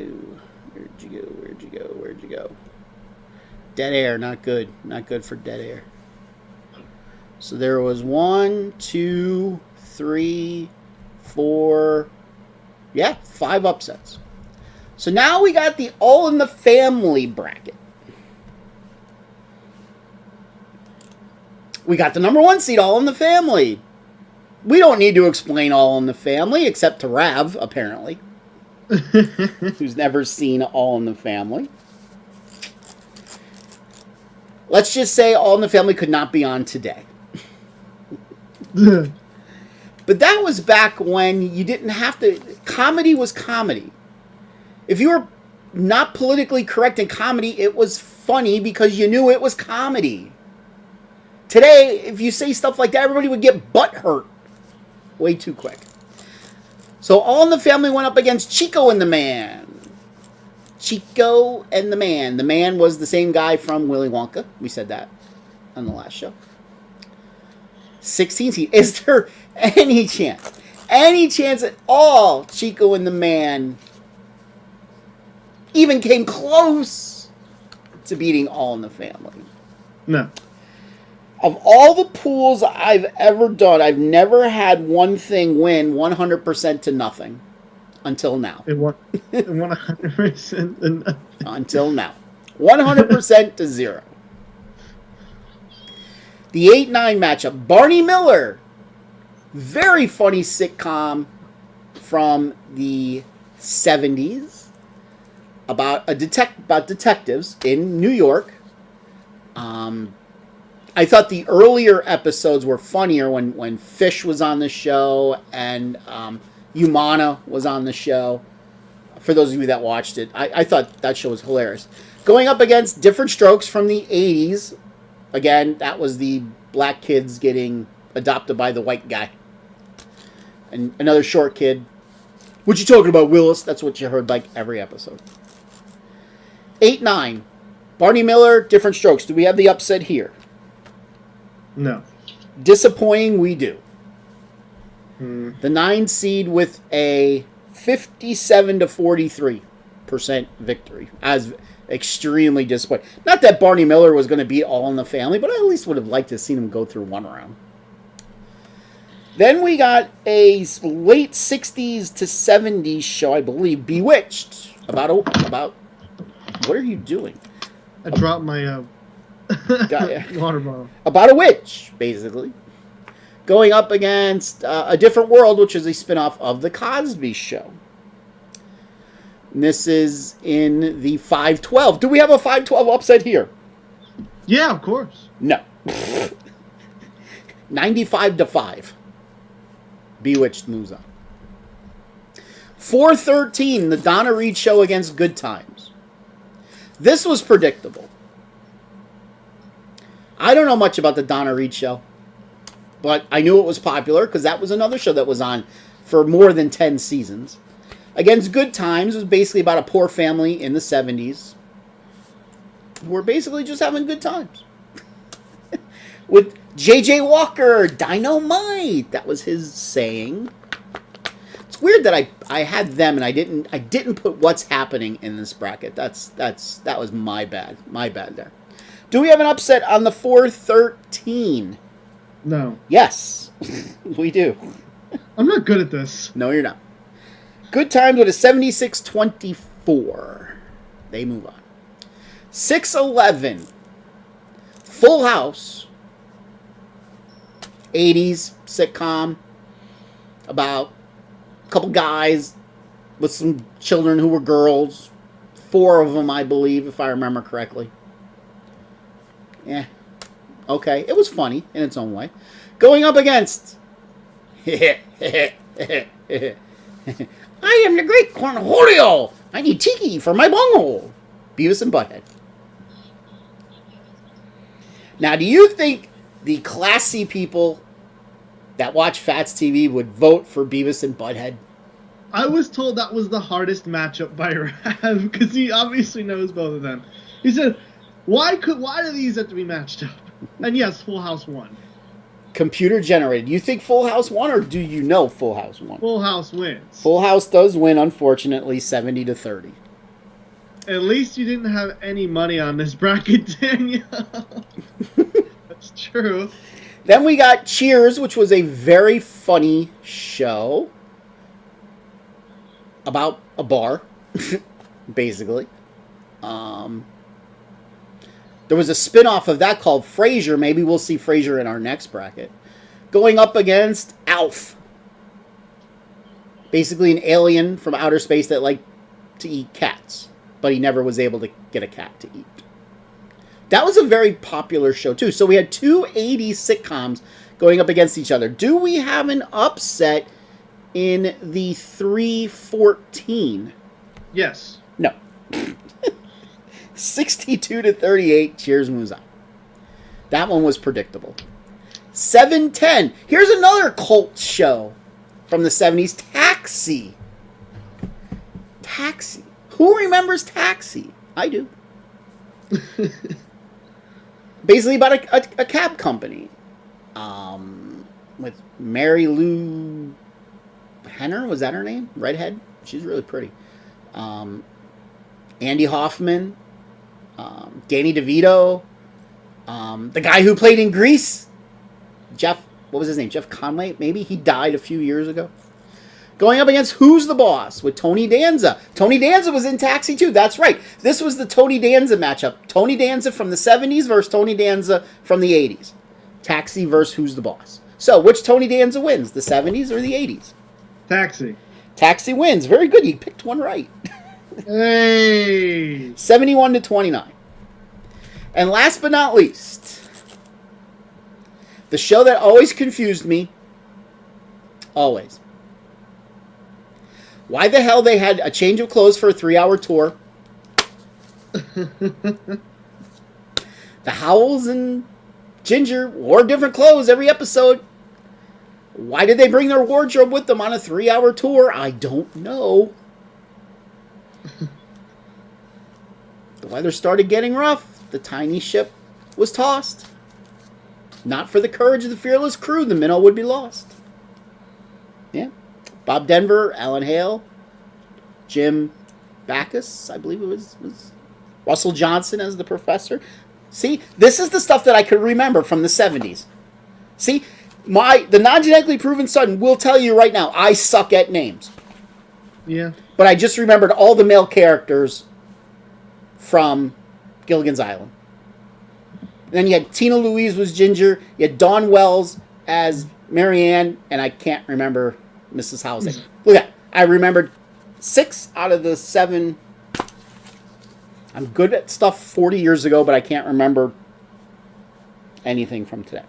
I went up against Get Smart, which is basically a funny version of 007 from the 70s. I like that show. I watch that show all the time.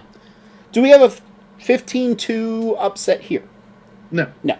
Gilligan's Island moves on 83 to 17%. So that's the first round of the bracket. Voting will open in the second round, about 20 minutes after the show is up. We'll vote until next Thursday. And then we'll see who makes the Sweet 16. So there you go. On to college basketball, which I know this is the stuff you guys want to talk about. Woo!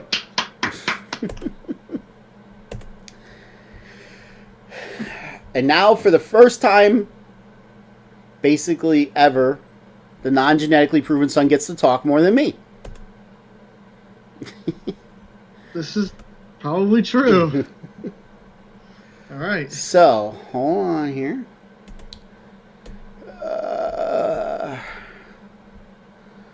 Let's enlarge this.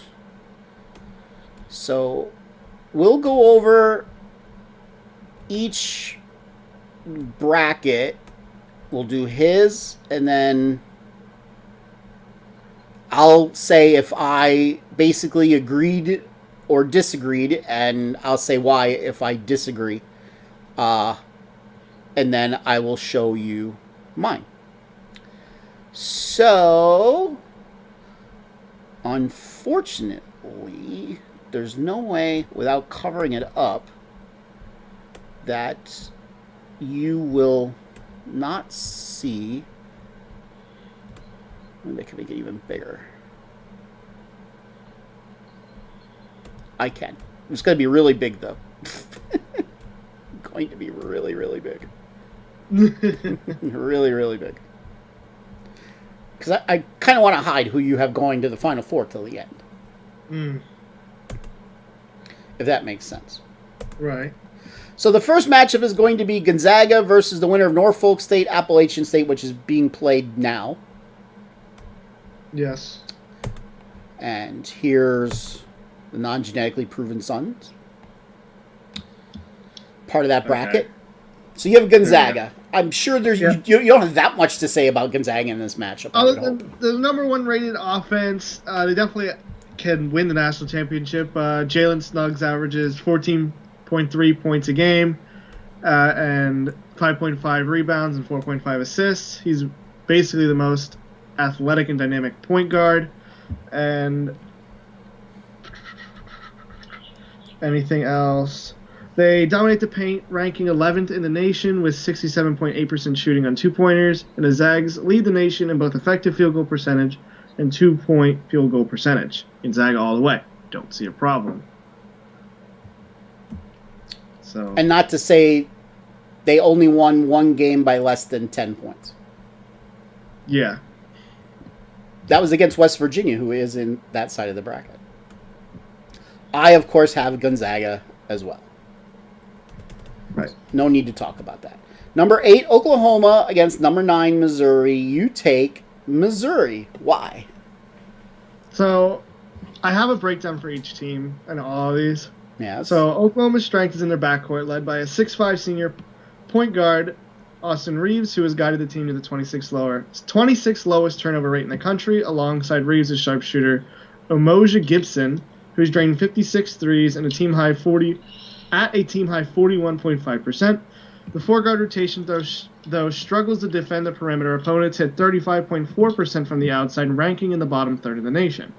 The interior is also weak, as Oklahoma ranks 185th and 156th in offensive and defensive rebounds, which I find very big in the tournament. Because a lot of teams, especially if they're not seasoned, won't start shooting well to start the game. Okay. And then I got a trio of guards that made at least 37 three-pointers as Drew Smith. This is now Missouri. Drew Smith, Xavier Princeton, and Mark Smith, each capable of taking over the game from the perimeter. The 6'10 Jeremiah Tillman is a key cog for the center, but things get dicey down low when he gets into foul trouble, which has happened 3 times in 4 March games, including 2 DQs in the last conference tourney loss. Tillman and fellow senior Mitchell Smith helped the Tigers to 52.6% shooting in 2-pointers, but the offense ranks outside the top 50 in offensive efficiency at 51st and defense at 58th.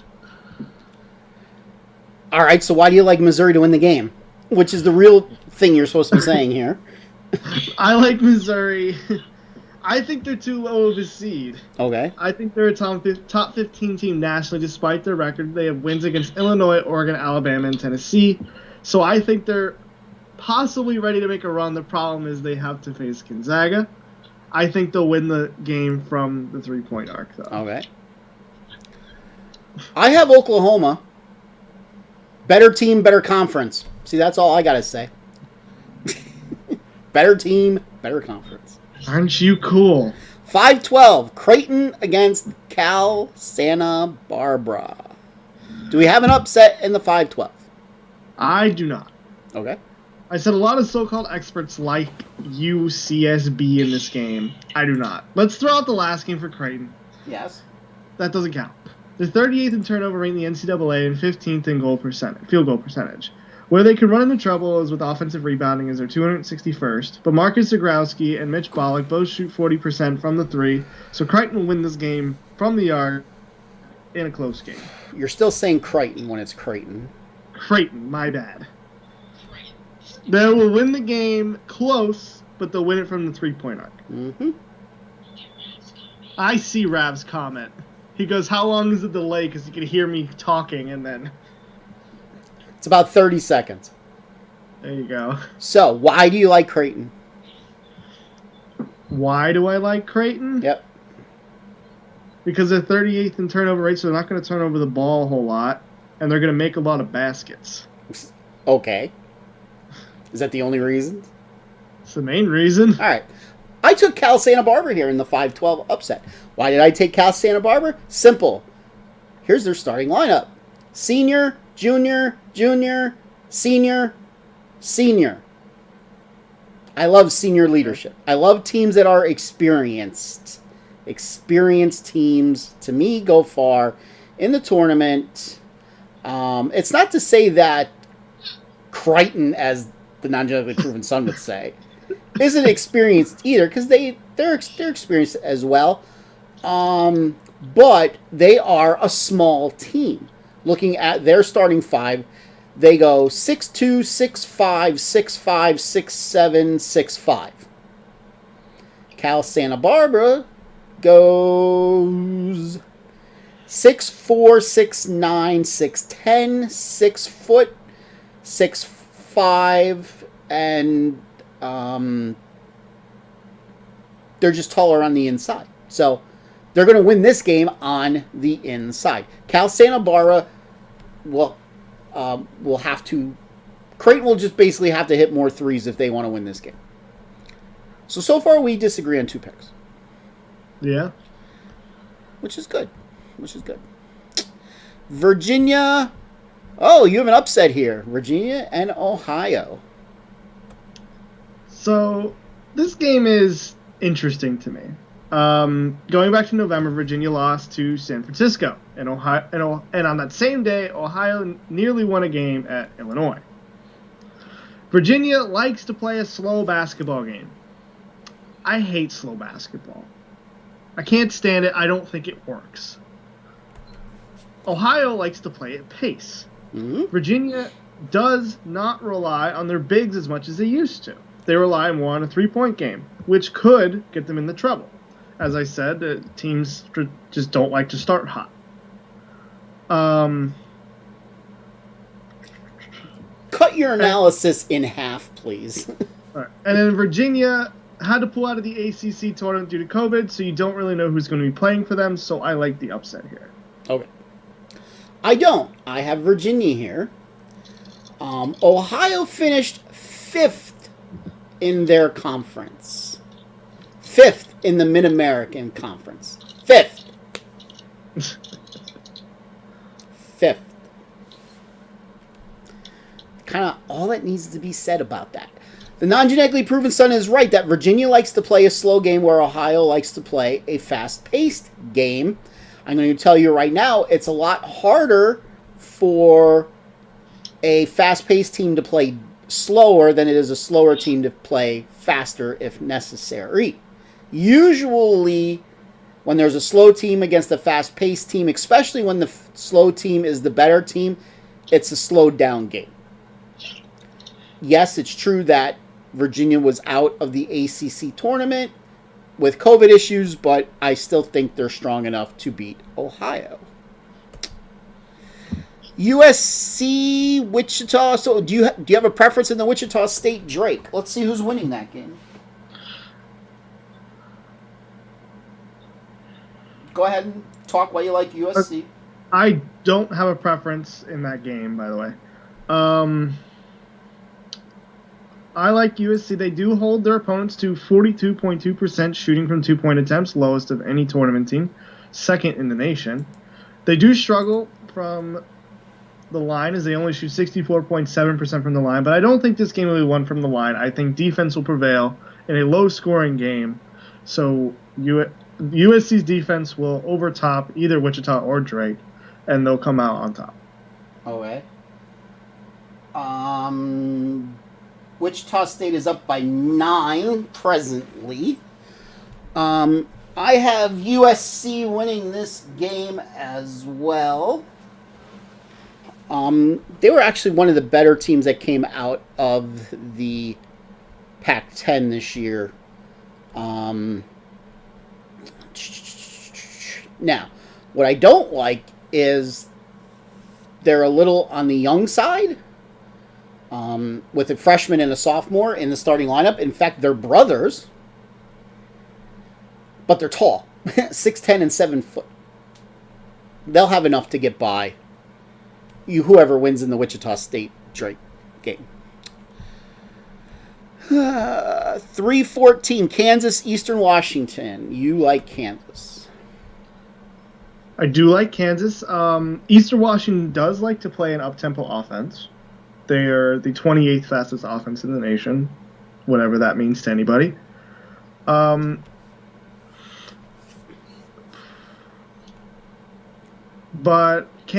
Kansas is too good for me here. They do like to struggle when things can get into a big situation. I could see that possibly happening. Since Kansas does have COVID issues, it's a little hard to tell who will be playing, but I think they'll pull through in a somewhat close game in the end. So you think it's going to be close? Yeah. Okay.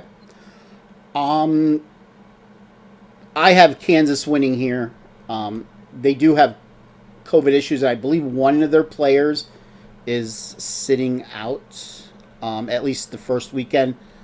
But again, Kansas, who was in the top 2 or 3 of the second best conference in the United States this year. Oregon, VCU. You have Oregon.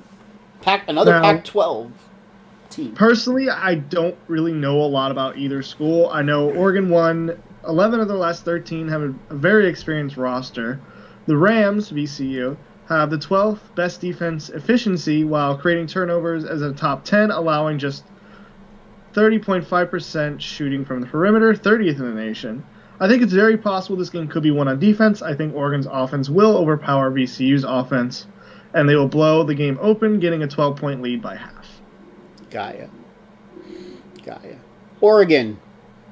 Senior, junior, senior, junior, senior. Lots of experienced leadership. Yes, you did. Experienced offense. Yes, you did. Very experienced. Going up against sophomore, junior, senior, freshman, sophomore. Too young to be playing a Power 5 school. Oregon moves on.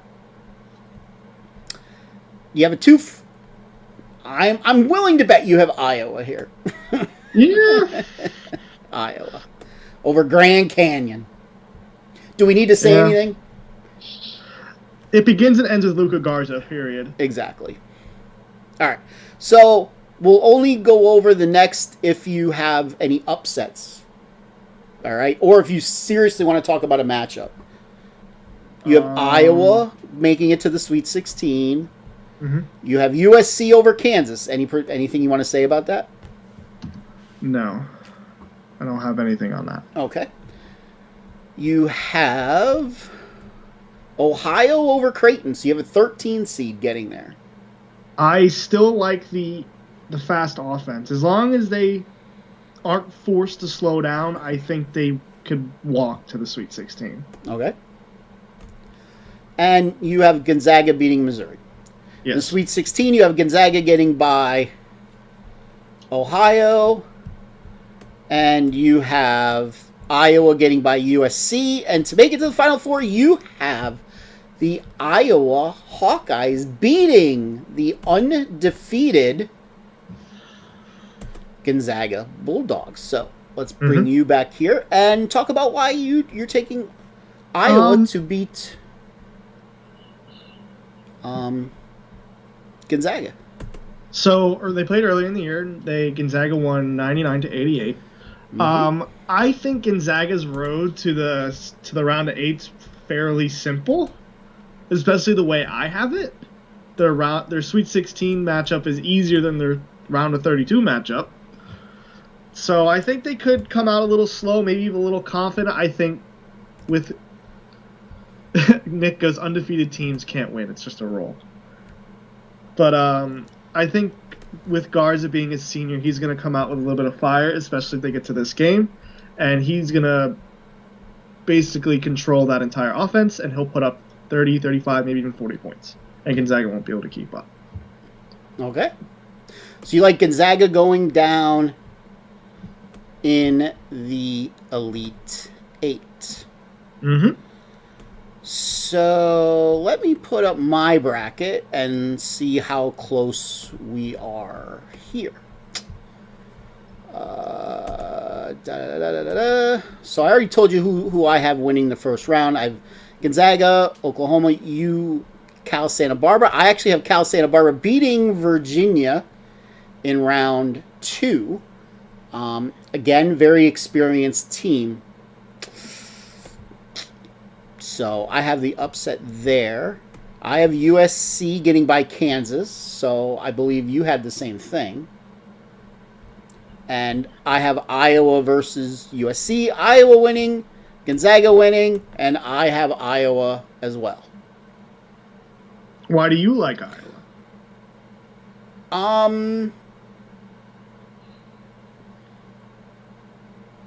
They're playing a lot better than they played the first time they met Gonzaga. They played Gonzaga earlier in the year. They lost by 11, if I remember correctly. 99-88. Yes. Which is a very high-scoring game. It is. Gonzaga isn't quite the same Gonzaga team that they were back then. They were actually down to BYU by double digits in their conference championship game. And I think Luka Garza is going out with a bang, actually. He is going out with a bang. And he's going to be one of the top picks in the NBA draft. All right, so let's look at the bottom here. Make it a little bigger for you so people don't see. All right. So we got Michigan against Texas Southern because they beat Mount St. Mary's. Mount St. Mary's was up double digits at halftime. Tisk, tisk, tisk.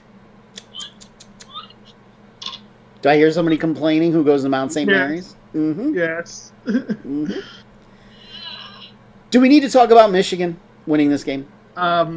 No, they're going to relatively, with ease. Yes. LSU, St. Bonaventure. So, several pro prospects boost the Tigers to the fifth. LSU is the 5th ranked offensive efficiency in the country. There we go. I'm trying to cut these now. Mm-hmm. They provide a lot of offense, but their defense is desired on the glass, sporting a defensive rebounding rate outside the nation's top 300.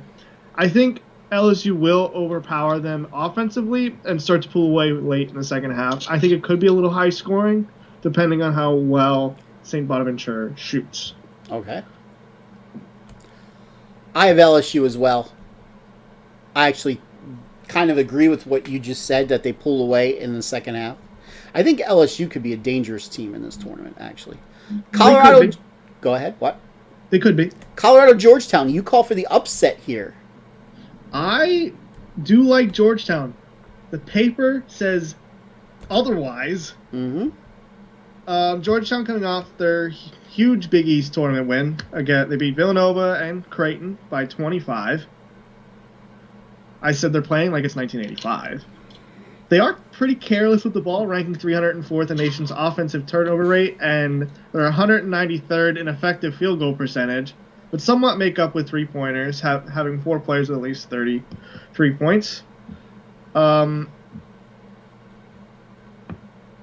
Colorado is balanced, ranking in the top 30 in both offensive and defensive efficiency.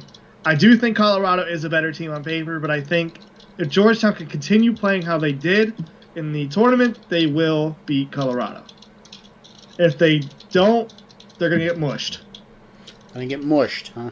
Gonna get mushed. But I think they will continue that momentum, at least in the first round. Okay.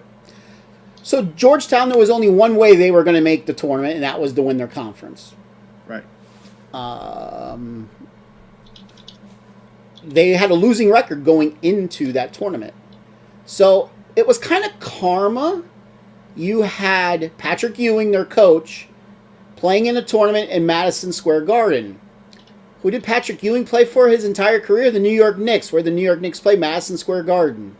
Got a little karma there. And let's face it, Georgetown didn't win the Big East Championship. Creighton lost the Big East Championship because they shot about 6% in that game. This is true. They couldn't throw it in the ocean. They seriously couldn't. They seriously could not. Colorado, very, very senior-laden team. 3 out of their 5 starters are seniors. The other 2 are juniors. I have Colorado winning this game. Florida State, NC Greensboro. You do not have the upset here. You have Florida State. No, I said Florida State only needed 1 win in the ACC tournament to get to the title game after Duke withdrew. Yep. It is a down year for the ACC. Florida State, they beat Florida and Indiana this year, which isn't all that big. They have victories against tournament teams Virginia, North Carolina, Clemson, and Louisville, and I do like North Carolina and Clemson later.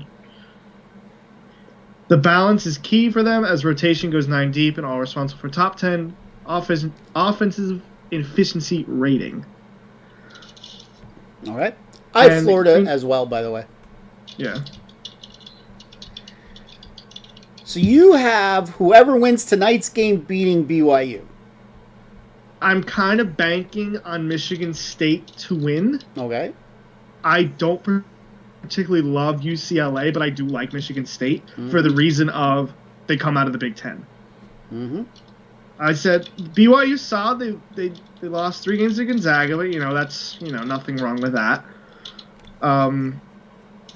They are a balanced team and they rank in the top 30 in both offensive and defensive efficiency. But again, besides Gonzaga, there's really nobody in that division. So I think they're kind of questionable how they're going to play. And yeah, Michigan State didn't start very well this year, but they're playing a lot better since. Because they are, if I remember correctly, a fairly younger team. Mm-hmm. So I think as long as they're playing how they have been, they should be able to beat BYU. Okay. My feeling is pretty similar. If Michigan State wins tonight, they get by BYU. If UCLA wins tonight, BYU beats UCLA. Pretty simple. 3 seed Texas against Abilene Christian. Do the Christians have a chance here? No. Or is it hook 'em horns all the way? Texas is ranked 21st and 36th in offensive defensive efficiency, and that's pretty much all I got to tell you. They have Andrew Jones, who has been in with the program since 2016-17, so he's very experienced. He leads the backcourt shooters with 51 three-pointers. Abilene is dancing for the second consecutive year. That's something. They are very defensive. They do go after the ball. They force 20.3 turnovers per game, easily the most in the nation. And it allows 61.1 points per game, which is 8th in the nation. But they face nobody like Texas. Right. So Texas will breeze by Abilene Christian. Agreed. Texas easily. Maryland, Connecticut. Maryland had a 9-11 conference record, 16-13 overall. Not very good. But they play in the Big Ten. So a 500 record in the Big Ten, not too shabby, to be honest.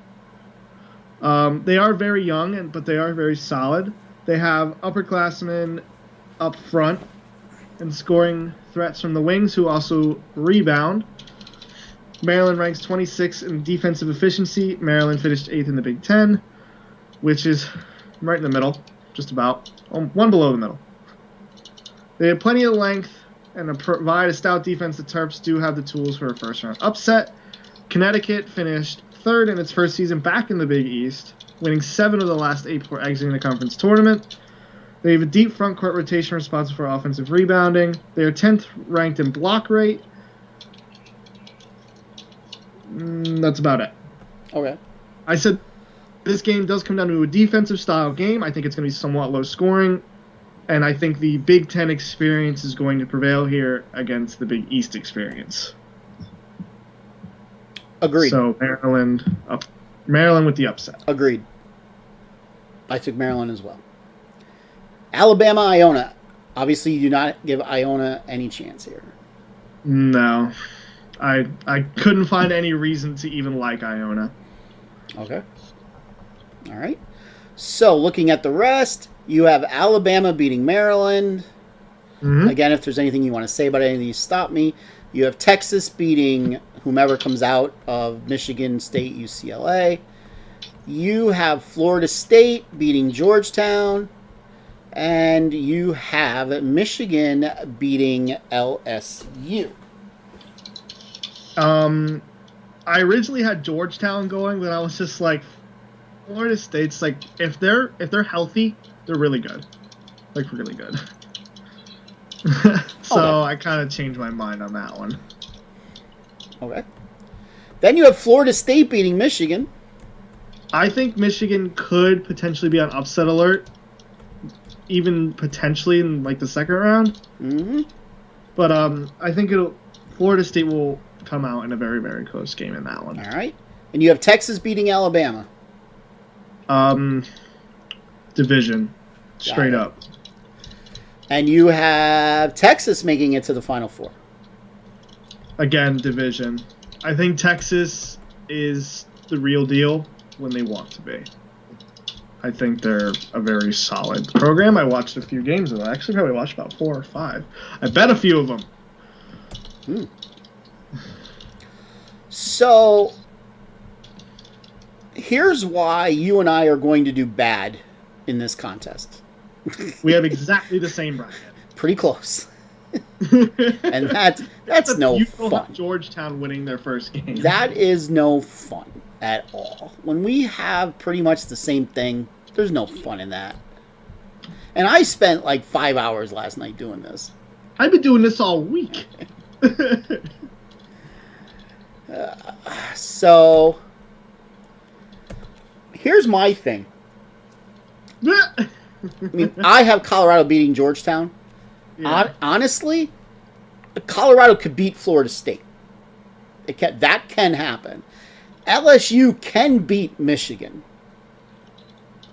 I would love that. Michigan's one of their best players is out. I mean, it's one player, but Could make a difference.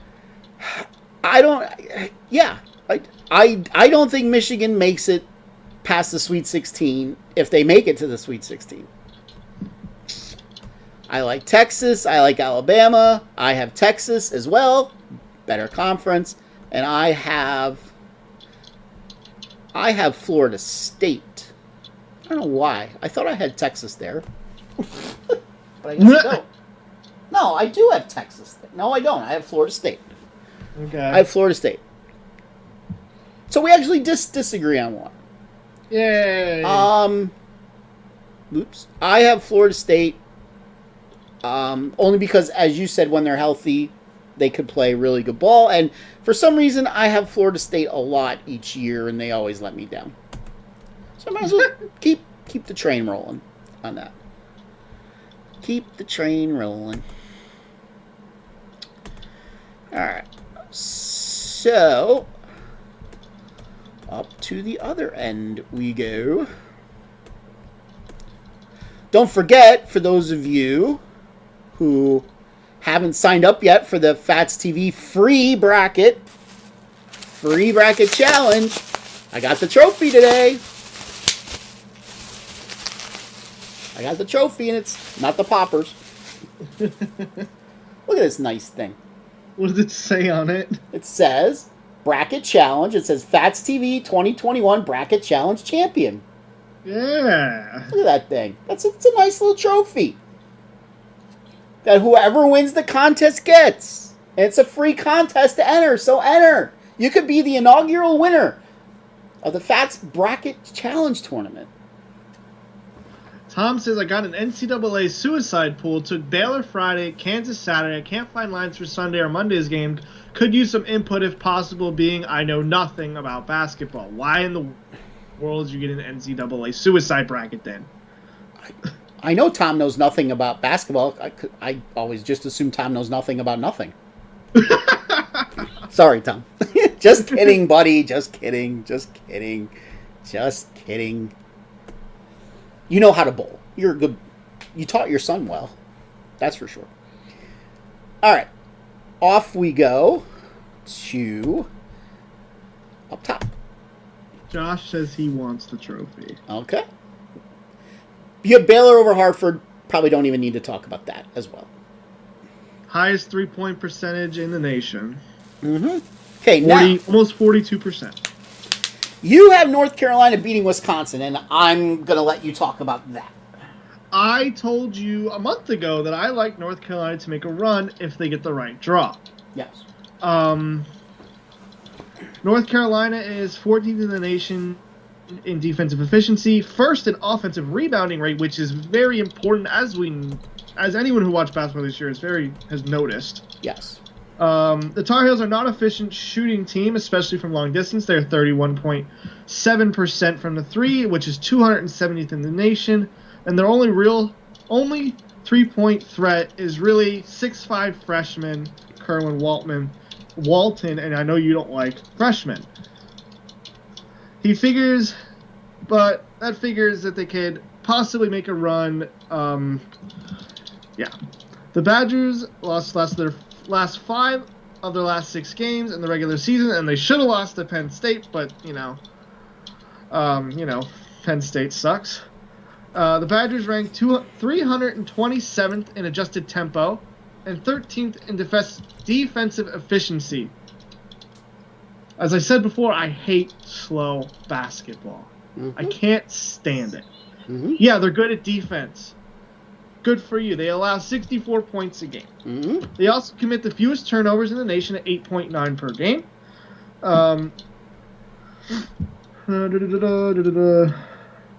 They do provide a post presence with 6'5" freshmen.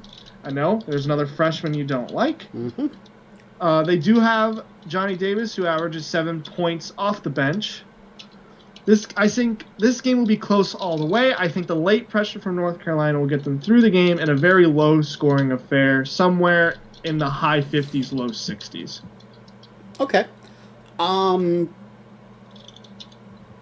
went back and forth on this game. Back and forth and back and forth and back and forth.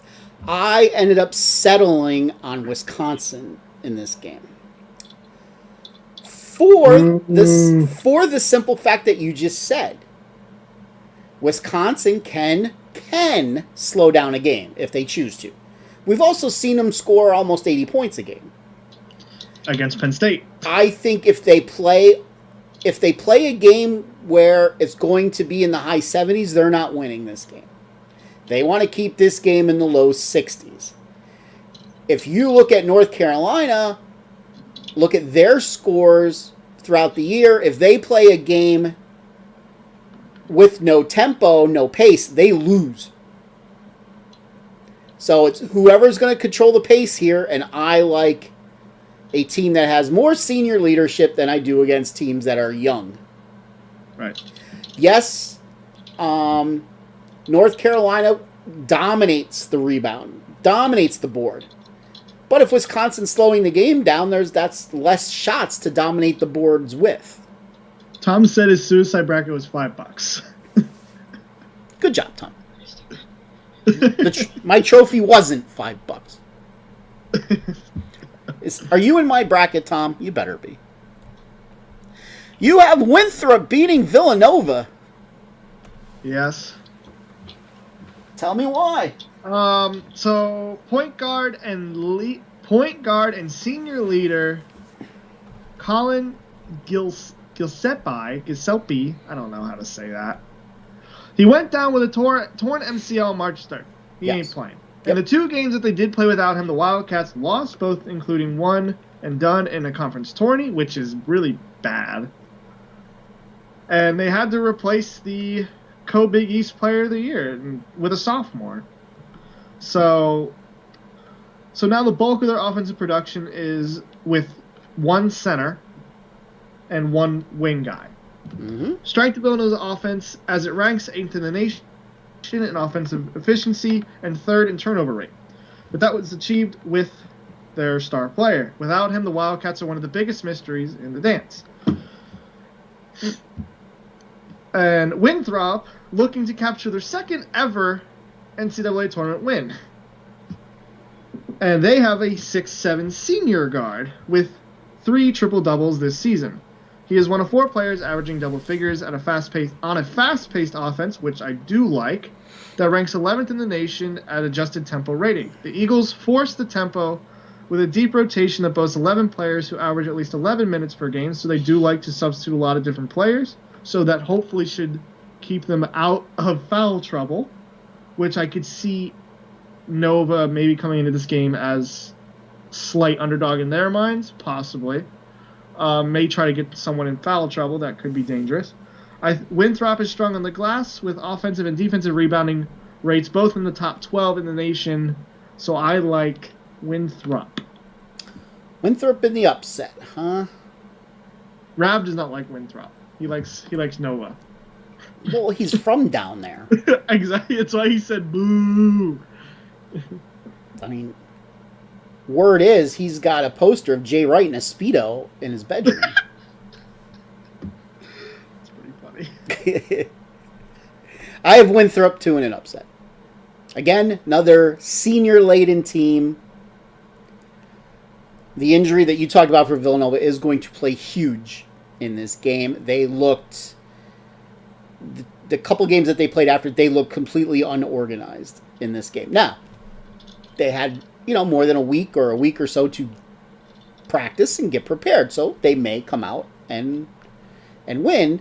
When we're done with the part of the bracket, I'll say something about the whole thing. But I have Winthrop too. Purdue, North Texas. Does North Texas have any chance? I don't personally think so.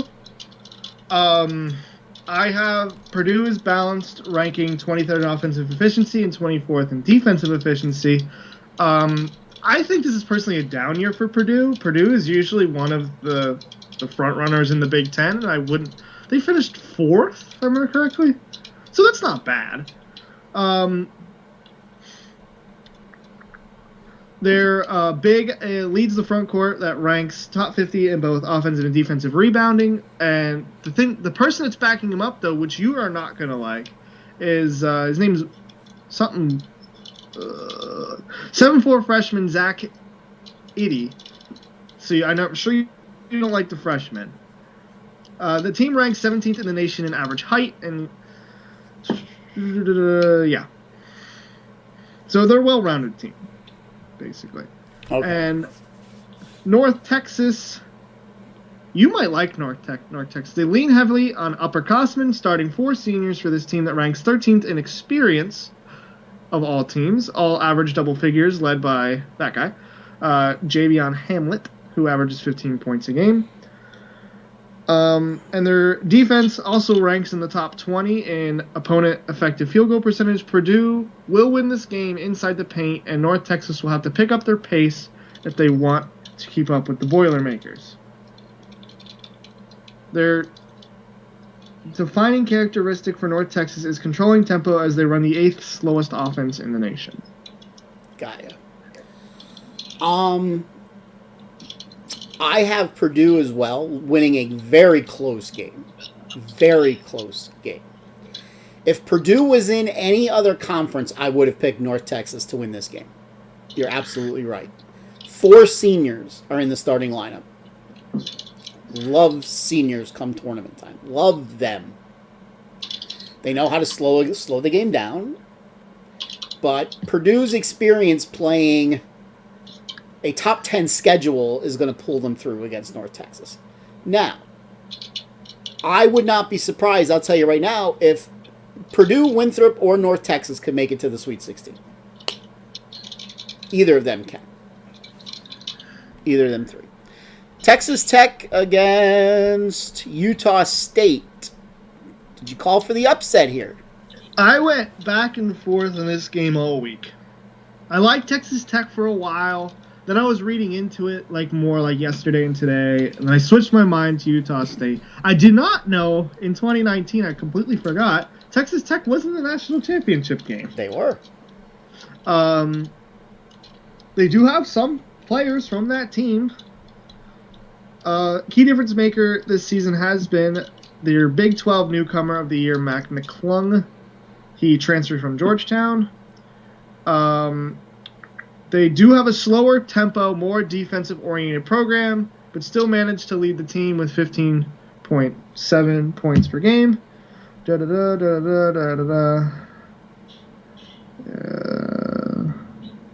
They start a 6'7" senior up front as well, so I'm sure you like that. Utah State sneaks into the big dancer as one of the final bubble teams. They'll do so on the back of a top 10 most efficient defense that centers on one of the most stout front courts in the nation. 7-footer, that I don't want to even try to say that name. Ninia something. He averages a double-double with 15.1 points a game and 10 rebounds. He also protects the rim with 3.2 rejections per contest, which is good for 3rd in the country. And they have another really good rebounder who averages just under 8.8 rebounds a game.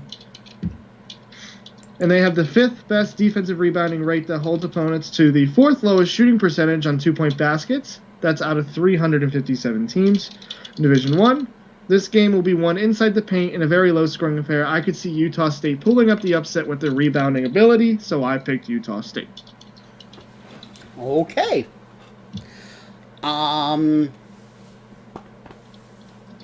When I first looked at this, I liked Utah State as well. You went back and forth. You liked Texas Tech at first and switched to Utah State. I liked Utah State at first and switched to Texas Tech. Both teams have some young spots on the starting lineup. Utah State does start 4 juniors and a freshman, and Texas Tech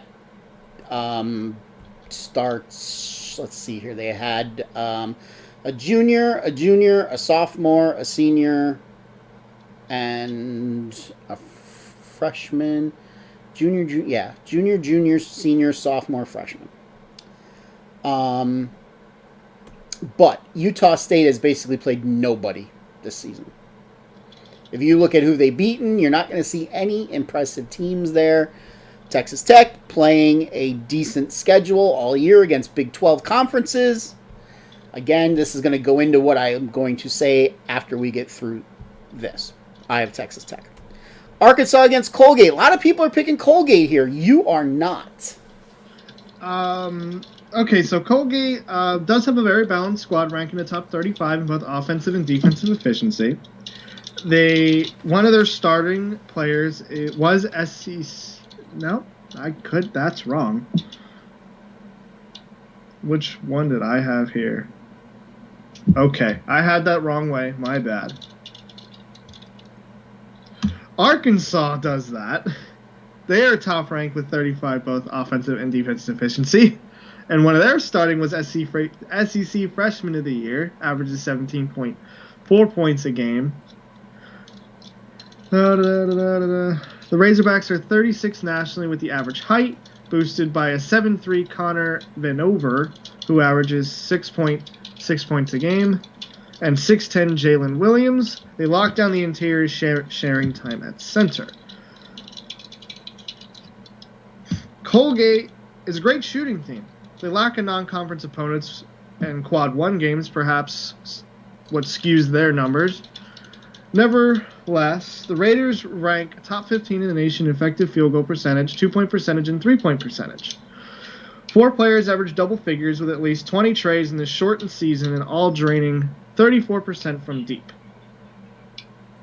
Raiders also like to run the floor, sporting the number 20 adjusted tempo rating in the nation. I think this game will remain close throughout the whole game and will be one inside the paint where Arkansas have the advantage. Colgate hasn't seen anybody like Arkansas either, but a fast-paced, higher-scoring game with Arkansas coming out on top.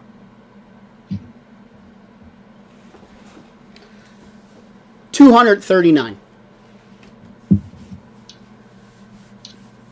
That's all I I'm don't know saying. what that means. 239. When we went through this on Tuesday, I told you Colgate. Then I saw they had the 239th toughest schedule in the NCAA tournament. In all of the NCAA. Against an Arkansas team that's playing fantastic. Reeling off 9 straight wins before they lost by a point to LSU, I believe. So the 239, that changed my mind. I took Arkansas. Again, it's going to be the same thing I talk about at the end. Would it surprise me if Colgate wins? No. A lot of the so-called quote-unquote professionals are picking Colgate to win. That strength of schedule, though, tells me they played nobody. Absolutely nobody. If I had time, I would tell you their schedule, and you will see they play nobody. Florida, Virginia Tech. All right, this is a game I kind of went back and forth all week as well. Till I did a little more research on it, then I was more definitive. Florida ranks 301st in defensive rebounding, right? So giving your opponent second chances is not good. They are solid inside with a 6'11 and 6'7, but depth is their issue, especially if they're is 6'10 sophomore Omar Payne, since he is suspended after being ejected from Florida's SEC quarterfinal game after throwing 2 elbows in the direction of Tennessee players. Offensively, the Gators are top 85 in the nation in effective field goal percentage, perimeter shooting, 2-point shooting percentage, and free throw percentage. The unquestioned leader absent is John... Yeah, I totally screwed that up. The unquestioned leader is absent now, while junior Noah Locke provides the perimeter boost with 54 three-pointers on 40.6 percentage. I don't particularly like a team that's going to rely on that, on the three-point percentages. The Hokies rank in the top 40 in the nation defensive rebounding rate. Their starting sophomore guard is back from a late season suspension and is the best driving threat from the backcourt.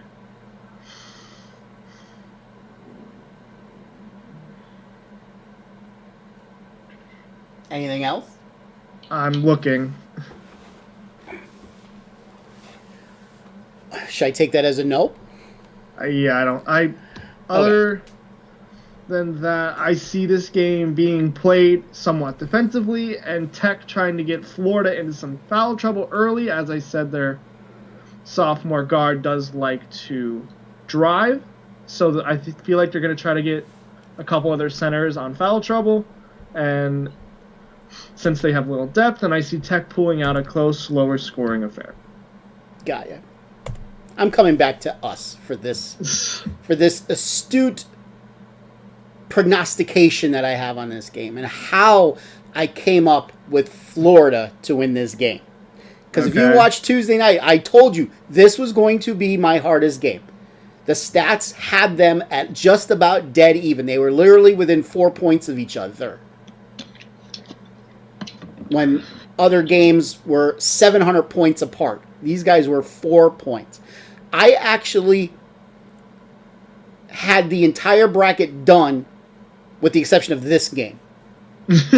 So that tells you that whoever wins this game, I have losing in round 2, basically. I told you I actually did this for 5 hours last night. It's true. I was tired. I flipped a coin.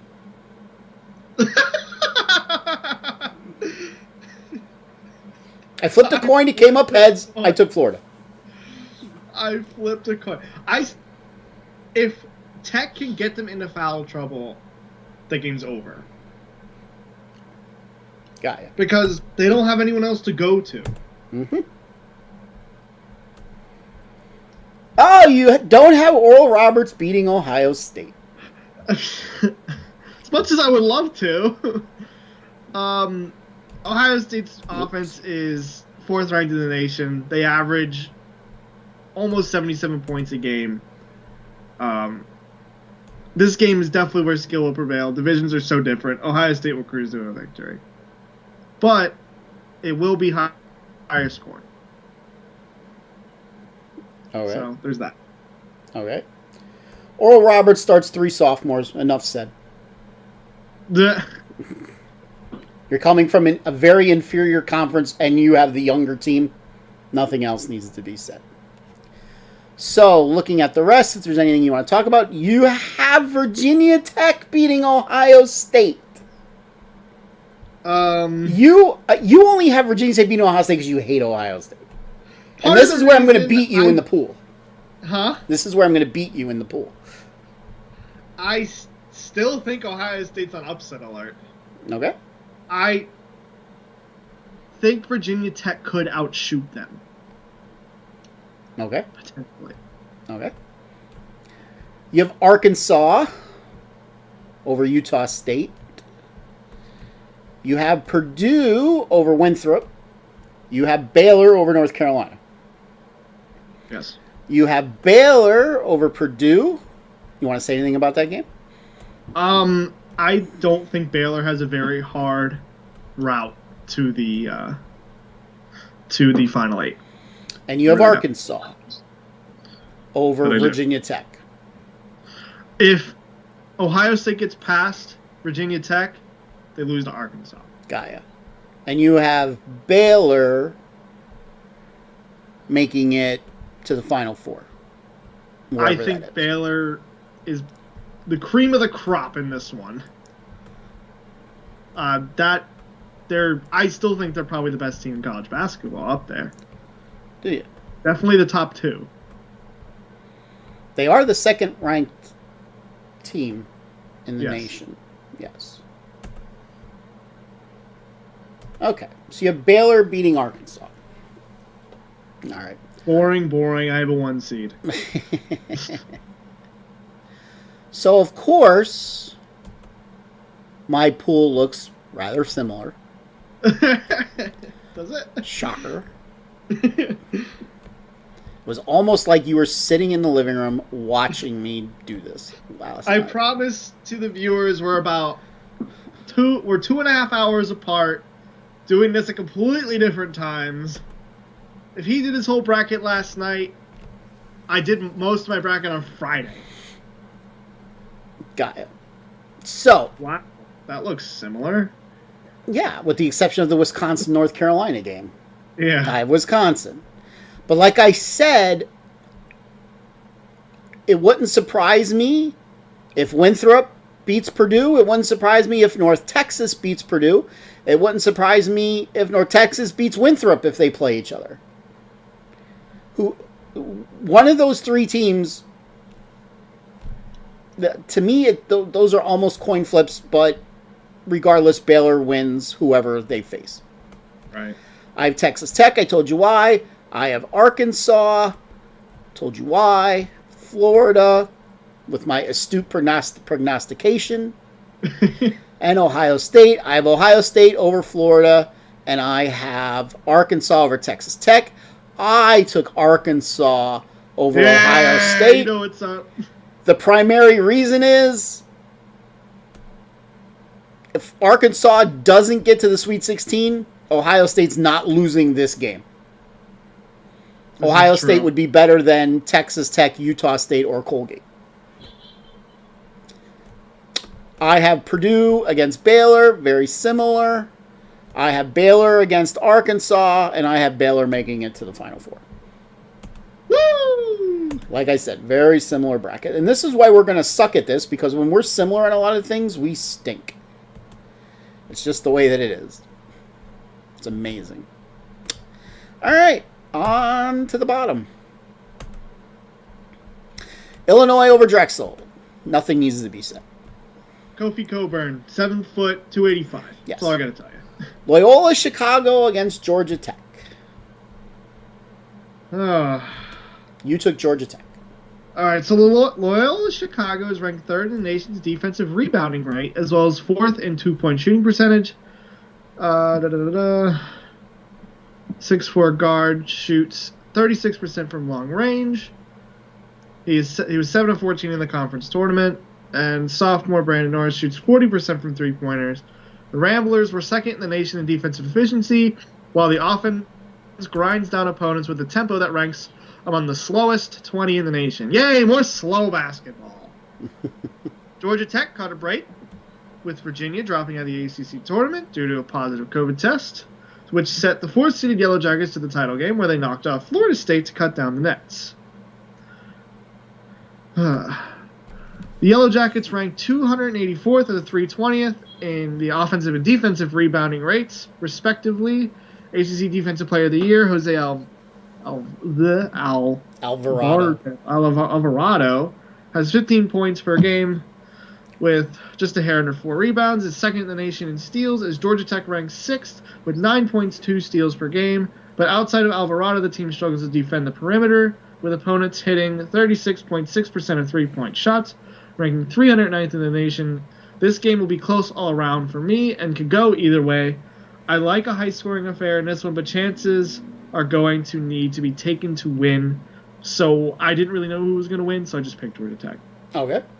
I took Georgia Tech as well, but I could also see Loyola Chicago winning this game.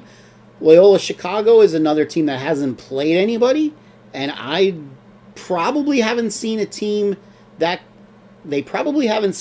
puts a lot of pressure on them like Georgia Tech is going to. Georgia Tech averages, I think it's 16 point whatever steals a game. That's a lot, obviously. And better conference. But I could, if Loyola Chicago were to win this game, it wouldn't surprise me.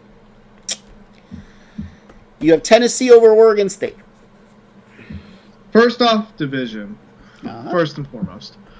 Tennessee wins with defense, ranking 4th in the nation defensive efficiency, while limiting opponents to 44.8% shooting on two-pointers, 16th in the nation. The Vols' defense, though, will take a major hit as 6'9" senior John Ferguson misses time after taking the two elbows in the SEC 20 quarterfinals, as I mentioned earlier. The offense doesn't really have a clear go-to scorer, with a balanced attack featuring 3 players who average double figures. A freshman is their leading one, though, and a junior, and another freshman. The Beavers were plus 2,500 underdogs or greater to win the Pac-12 tournament, but they ran the table away as the 5 seed and stole the NCAA bid, putting them in the dance for the first time since 2016.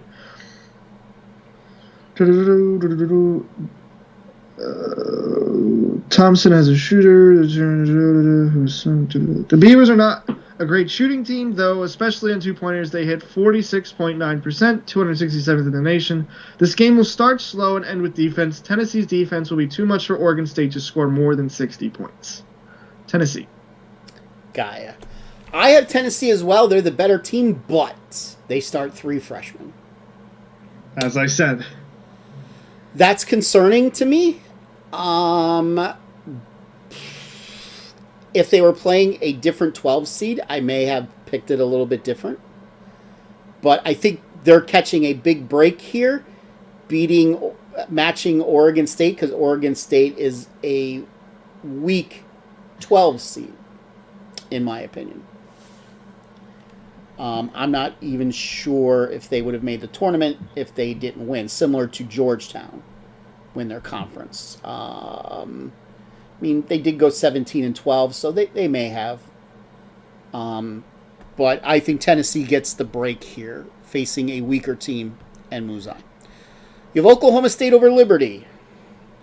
Oklahoma State ended their season with going 6-1 in the tough Big 12. They advanced to the finals of the conference after upsetting Baylor. The biggest factor in the Cowboys is projected number 1 NBA draft pick Cade Cunningham, who averages over 20 points a game, over 6 rebounds, and 3.5 assists. He could score from anywhere, including three-point distance, where he scored on the team at a 41.2% and can handily take over any game. The Cowboys do rank 298th in the nation in turnover rate, and while 6'9" sophomore is improving, the team does not have a true center. That makes defensive rebounding a struggle. Even 6'8" Cunningham is forced into reps at the 5 from time to time. Got ya. Yeah, I can go into the other one, but okay, they don't match up. Okay. As good as Tennessee got a draw against Oregon State is as bad as Liberty got a draw against Oklahoma State. But saying that, do not be surprised if Liberty wins this game. It wouldn't shock me in the least, but I have Oklahoma State primarily because they're playing this game they came out of the Big 12. If Liberty was the 12 seed playing Tennessee, I would have absolutely took Liberty in that game. Absolutely. Positively, 100%. What scares me the most about Oklahoma State, and it's going to be the same thing when they play Tennessee, they're a young team as well. And Liberty is not a young team. And they allow less than 60 points a game, but they play nobody. Let me find their strength of schedule really quick. Liberty, Liberty, Liberty, Liberty, Liberty. Where are you, Liberty? Liberty. Liberty's strength of schedule, 327th. There's only 330 teams. There's 357 teams. And they are almost at the bottom of strength of schedule, where Oklahoma State's near the top. So the playing in a stronger conference is going to be very helpful here to Oklahoma State. So I have them winning against Liberty, but don't be surprised if Liberty were to pull the upset. You have Syracuse, Jim Boeheim, who for some reason when he ekes into a tournament usually plays very well. So I have San Diego State, still ranks in the top 50 in offensive efficiency. Their 6'6" senior wing has cashed 78 threes on 46.7% conversion rate, the third highest mark in the nation. Defensively, 6'10" junior Nathan Mensah has taken over the center on that unit, allows just 44% shooting on 2-pointers, 13th in the nation, as well as a balanced team with few weaknesses. This is heading into the NCAA tournament, riding a 14-game winning streak. Jim Boeheim guides a strong offense unit that protects the ball, 40th in the nation in fewest turnovers, and nails its free throws, 15th in free throw percentage. Leading its way is 6'6" junior guard Buddy Boeheim, who averages 23.3 points per game in his last 7 games, including 31 points in the Conference 20 exit. Syracuse has plenty of offense, 22nd in efficiency, but its dismal defensive rebounding rate, 339th in the nation, is not going to help them. I do see this game being very, very scrappy and being won from the line, which Syracuse leads in this category, so I pick Syracuse. Okay. Syracuse's starters: junior, sophomore, senior, sophomore. Okay. Who remembers San Diego State from last year? Anybody? Bueller. I do. Bueller. San Diego State's record last year, before the tournament, 30 wins and 2 losses. They were going to be a number 1 seed. They have the same team back. Starting lineup: senior, junior, senior. Like I said, Syracuse, when they eke into a tournament, usually play very good and make it to the Sweet 16. They're not beating San Diego State, though. West Virginia, Morehead State. Morehead State have any chance? West Virginia likes to play a full court pressure. So no. Okay. I can just tell you that now. Okay. The Eagles do have 4 upperclassmen, but they do struggle offensively, ranking out to the top 200 in offensive efficiency.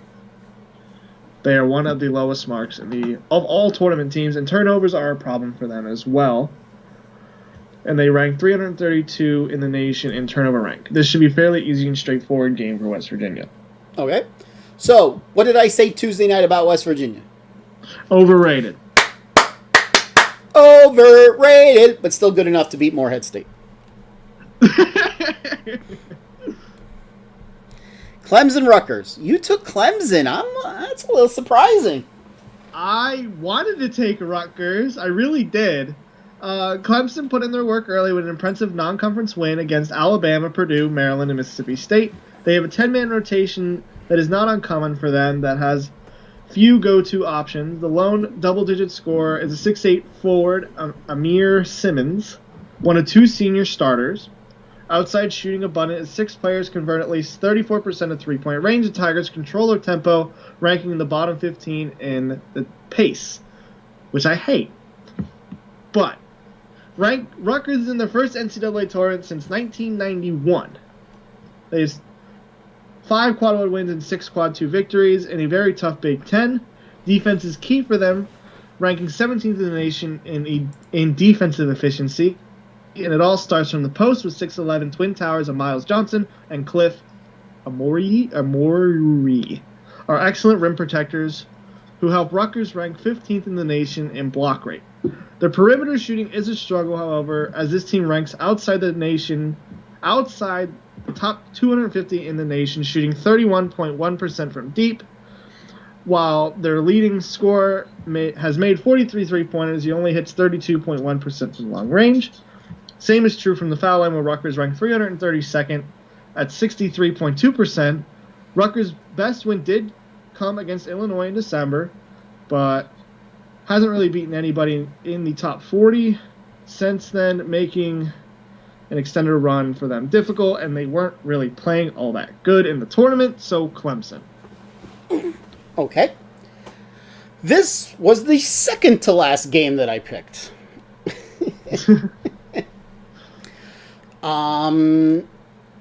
This game is going to be close. Either team is going to win it. It's going to come down to the final 30 seconds of the game. And I took Rutgers because they have the 7th hardest schedule in the land and are coming out of the Big Ten. I wanted to take Rutgers, but they're not playing good. Yes, they're not. If they made a decent run in the Big Ten tournament, I would be taking Rutgers. They are not playing good. And you are absolutely right about Clemson, who they beat early. I think I'm picking the weaker of the two teams, even though Rutgers' Sagarin rating is actually higher than Clemson, surprisingly. Very surprisingly. So I'm taking it just to hope to see the upset, but it really wouldn't surprise me if Clemson ends up winning. But I still think it's going to be a close game. Houston, hello! Mm-hmm. So, what did you wind up thinking about Houston? So, Houston is only one of 3 teams in the nation to rank in the top 10 in both offensive and defensive efficiency. They are very impressive on the defensive end, allowing the lowest effective field goal percentage in the country, while also ranking in the top 10 in defending both 2-point and 3-point shots. The underrated, versatile Justin Gorham anchors the front court, largely responsible for nation's second highest offensive rebounding rate, providing plenty of second opportunities for the shooters. But their division is crap. Utter crap. So honestly, none of their stats really help me. Not at all. Cleveland State is in the tournament for the first time since 2009. The Vikings shoot 31.9% from the outside, 257th in the nation. Their leading scorer converts 29.2% from the outside. From long free throw shooting is also a struggle. The team ranks 289th nationally at the foul line, shooting 66.9. With a lineup of speedy wings, the Vikings defense the arc well, but holding opponents to 30.8% shooting from 3-point range, which is 38th. I think this game has the potential to be close, but the experienced shooting from Houston will win them this game. Houston is going to win the game. Okay. I like Houston, obviously, a lot more than you do. Yeah, As I said, they have my best rankings of all the teams, but they're not adjusted for conference. And you're right, they're in a weaker conference. But Sagarin has them as the 6th best team in the nation. Yeah. They have the 95th toughest schedule, which is still in the top third. Mm-hmm. So it's not as bad as it sounds. They're blowing out everybody. I believe they won all their conference tournament games by more than 20 points, if I remember looking at it correctly. Obviously, they're going to get by Cleveland State. Obviously. The one thing that I like about Houston, as they go further in the tournament, they are 3-0 against top 50 ranked teams. So that could be something to look forward to in the future. So, moving on. Oh, you have Clemson beating Houston. Clemson has it. I think they have it. I am so questionable about Houston. I really don't know how good they are. I haven't watched them play. Their division helps me zero. And as I said before, Clemson has beaten Alabama, who I think has a potential shot to be in the Final Four. So, Clemson's going to pull out that upset. All right. You have West Virginia beating Syracuse. West Virginia is even though you say they're overrated, and I think they're decent, but they're the best out of the 4 there. You have Tennessee beating Oklahoma State. Do. You want to say anything about it? No. Okay. I was kind of a coin flip for me as well. And you have Illinois beating Georgia Tech. Yes. Then you have Illinois beating Tennessee. Yes. And you have, scrolling down, Clemson making it to the Elite 8. I think if Clemson can get past Houston, they'll have an easier game against West Virginia. Okay. And I'm not even going to look, but I'm assuming you have Illinois beating Clemson. I do have Illinois beating Clemson. Okay. So, at least we have one bracket that doesn't look similar. Yay! Yeah, doesn't look like Houston. It doesn't look similar at all, although we both have the same team coming out of it. I do have Illinois coming out of it, too. They're just a really good team playing really good ball right now. So, let me scroll down. Put up mine. So, as discussed I had Illinois. I have Georgia Tech. I have Illinois winning that game. And obviously, I have Illinois all the way through if I just said they're coming out. I have Tennessee to beat Oregon State. I have Oklahoma State to beat Liberty. And I have Oklahoma State to beat Tennessee. They're a better team. Coming out of a better conference. They do have the ability to throw in a stinker of a game. But so does Tennessee. Both teams are young. If one team was more senior-laden, I would have absolutely picked them. But if Liberty beats Oklahoma State, I could see Liberty beating Tennessee.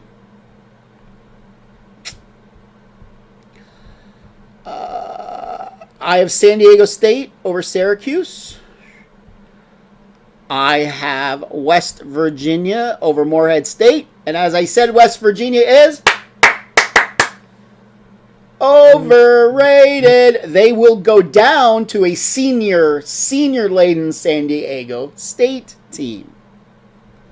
Seniors. Again, they were 30-2 last year, and they're bringing back the same team.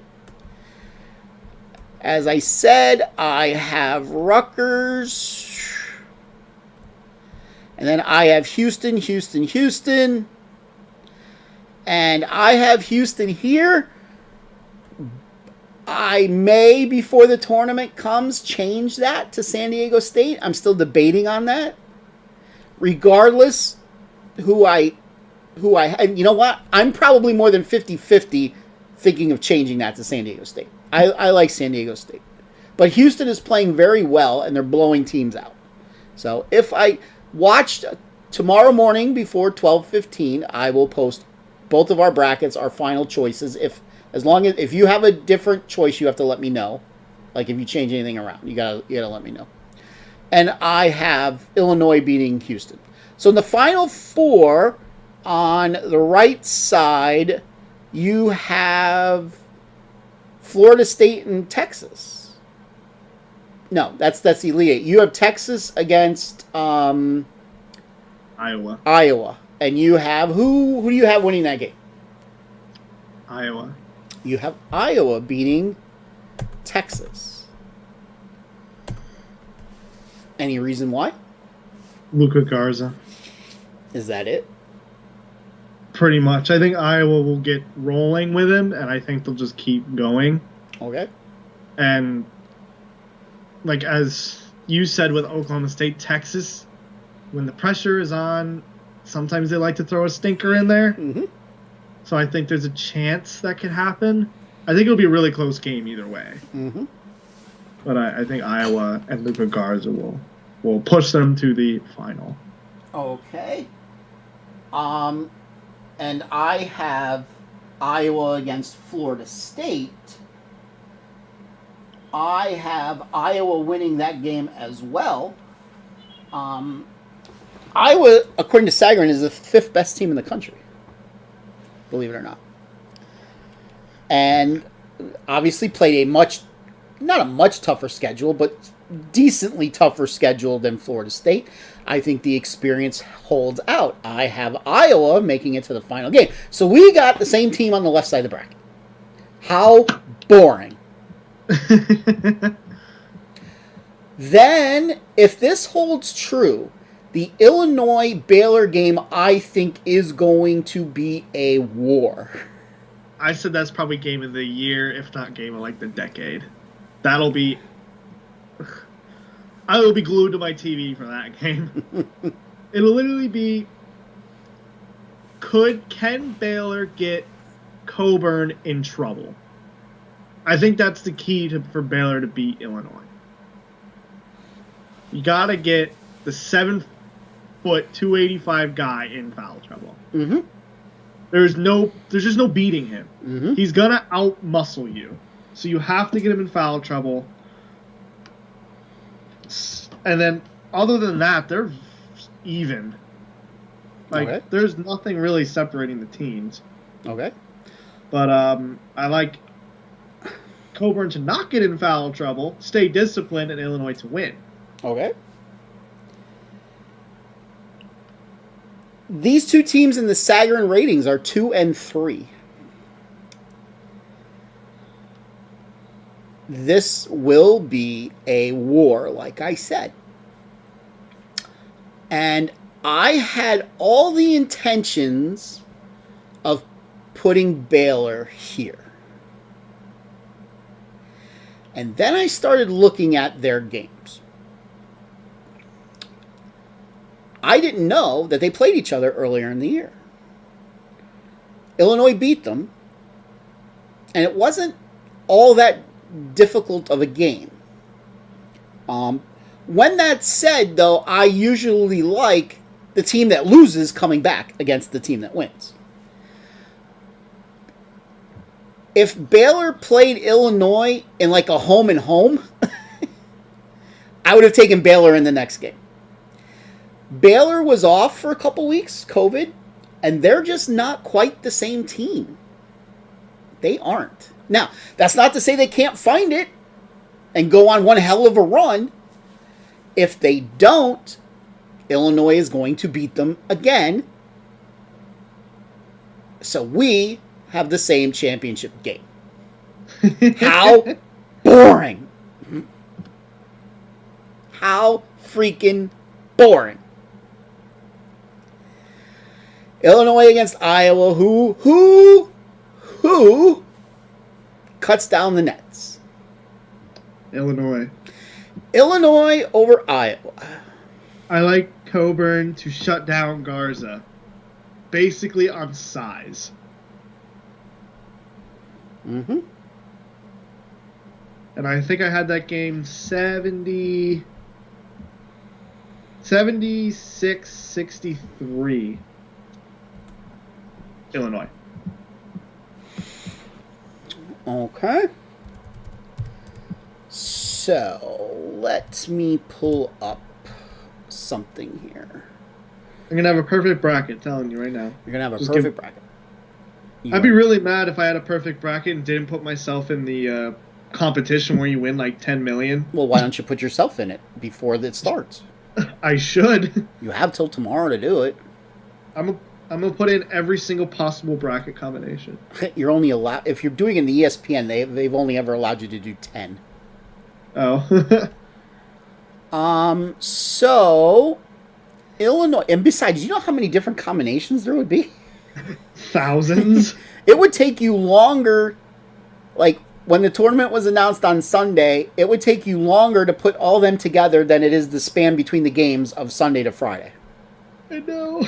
There's just you'd have to get computers to take care of it, and yeah, that's not going to happen. All right. So when they played each other during the year, they played each other in the conference semifinals, and Iowa won by 11. But correct me if I'm wrong. That was like the other way of the way the Big Ten tournament was going. That game was close, and then Iowa pulled away at the end. Am I remembering that correct? Where just about every other game... What? By the way. What? Illinois won the game. Sorry. Illinois won 82-71. But it was a close game, and then Illinois pulled away. Yeah, usually it's someone's up big and then gives it up. Yes. And then it's close in the end. Yes. By the way, I have no idea what I'm freaking talking about because Baylor beat Illinois. Illinois didn't beat Baylor.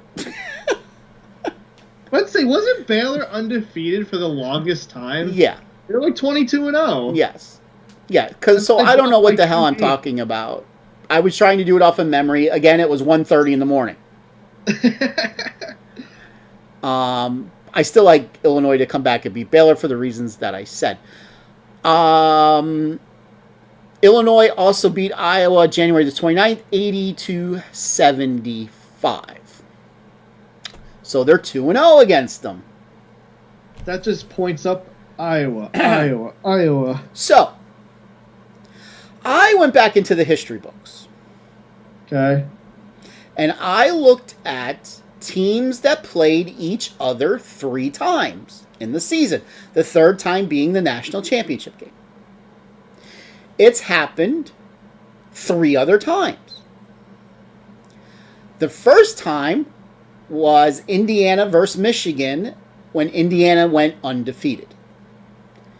Indiana was the number 1 seed. Michigan, I forget what seed they were. They were not a number 1 seed. So obviously Indiana was favored to win the game, and they won the game.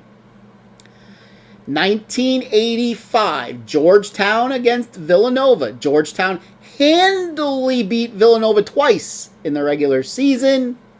Villanova was a 9 seed. 8 seed. 8 seed. And 8 then, or 9 seed. And then Villanova came out in the championship game and shot all but 70% from the field. And won. And then 3 years later, a young team out of Kansas went up against Oklahoma, where Oklahoma was the number 1 seed. Kansas was a 6 seed, if I remember correctly, maybe a 5 seed, and Kansas beat them. So the team that lost twice is 2-1 against the team that won twice, and the only team that won went undefeated that year. And they were probably the best team ever. For the time, yes. Obviously, if they played teams now, no, they Yeah. won't. So now, when I start giving all these stats, you know what way I'm going. Yeah. I say it all the time, all the time, all the time. If I'm giving you all good stats on Iowa, I'm taking Illinois. Luka Garza is cutting down the nets.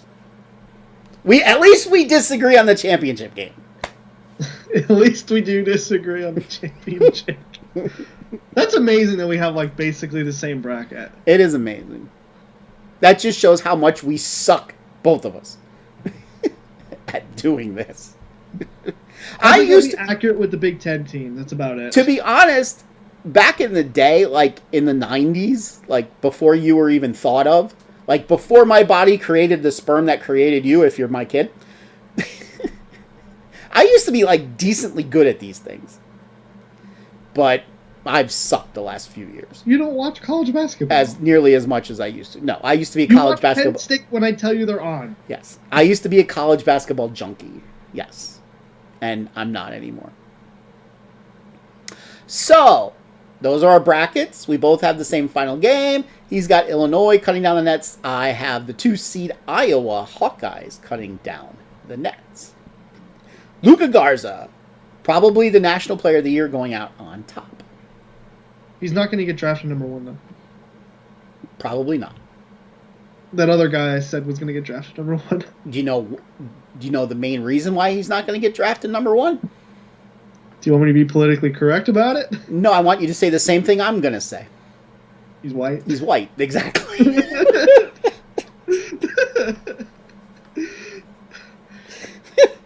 He's not very quick. Like, getting up and down the floor, he's really slow. I don't know if that makes a big difference to scouters, but... Yeah. Well, certainly a team that likes to run and gun is not going to want to draft him. Yeah.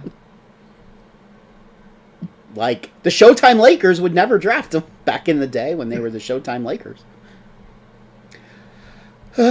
Any comments on our message board? Ooh, there's a lot of comments here. At least there was. And then they stopped. Heck, Ohio. All right, so... Nick, are you in my thing yet? Is Nick in?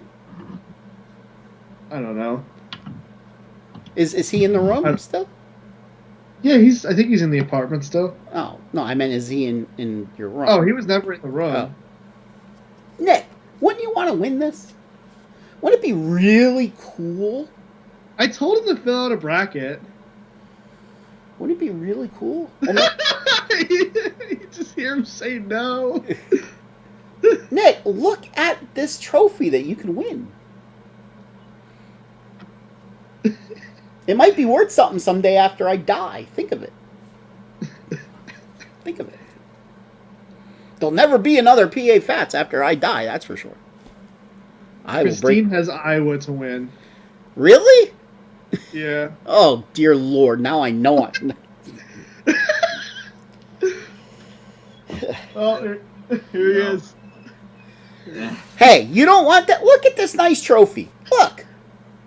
Yeah, I see. It's a good trophy. I spent $26 freaking dollars of my own money. Oh, $26. Ooh, look at that. Just fill out a bracket. It takes less than 26 minutes. $26 Yeah, but I know is something nothing, I'm just like, going to there's a give away to Just have somebody. Villanova win the whole thing. Oh, yeah, I'll do that. Go Nova! How much does my bracket cost to get in? Free. It's free. I'll do it. I'll do it. Whatever. So submit one. I need more people. I only got like 20 some people so far. I'll do it. Make all the 16 seeds be in the Final Four. Stop. No, I'll do it kind of seriously, but Nova's winning. That's fine. Nova's winning. As a 5 seed. Out of Baylor's bracket. Go Nova! All right. So the only game I still may change, I'm still thinking about if I want to take San Diego State over Houston. I think just one game I might change is the Oklahoma State Oklahoma State Tennessee. Okay. And I'm going to read into Houston a little bit more. I want to read about them a little bit more and try to figure out, do I actually like them or am I really questionable about them? Okay. Okay. The fact that they come from a smaller conference is not germane to this situation. The Germans got nothing to do with it. I wish before they started making only conference schedules that they played like an Illinois or a Baylor or like Alabama or just somebody who's good, so I have something to go off of. Let's see, who might have been the toughest team that they played? Colgate. No, they did not play Colgate because Colgate did not lose to them. Colgate lost to Army, believe it or not. Yeah, I know. I heard that. By 2 at Christine home. said you'll laugh if she wins the trophy. Hey, I hope you do. I hope you do. All right. Let's see here. They play Texas Tech. Hold on. Cincinnati, Memphis, Tulane, Memphis, South Florida, Western Kentucky, Cincinnati, Wichita, and they lost to Wichita. South Florida. Ooh!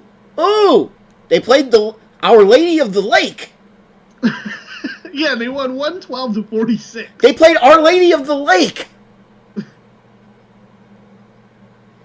And they blew them out. That's a tough team. Our Lady of the Lake. You have no idea how tough they are. Yeah? Yeah. They're like a U8 team from a Catholic school. Oh, that's great. They played Texas Tech. That's the only team they played of any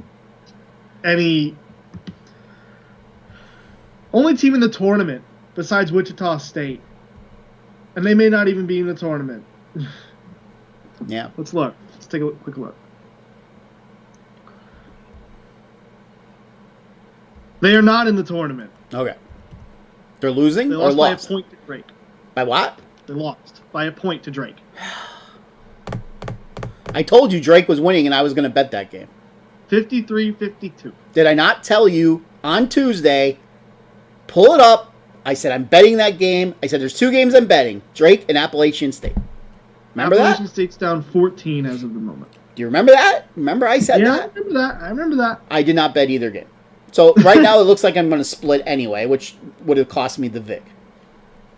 So I would have been down a few bucks if that score holds on in the other game. So that's fine. Unless if I played them straight up, which I never would have played Appalachian State straight up because they were a favorite. All right, so let the games begin. If you haven't filled out your bracket yet, you have until 12:15 tomorrow afternoon to fill it out. If you know any fans of college basketball, by all means, send them the link. Get them in. I'll post a picture of the trophy on our Facebook pages.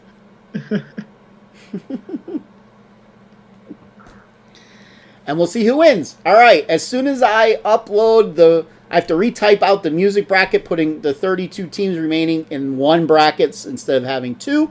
So we'll post that soon. I got to get to typing. And let the games begin.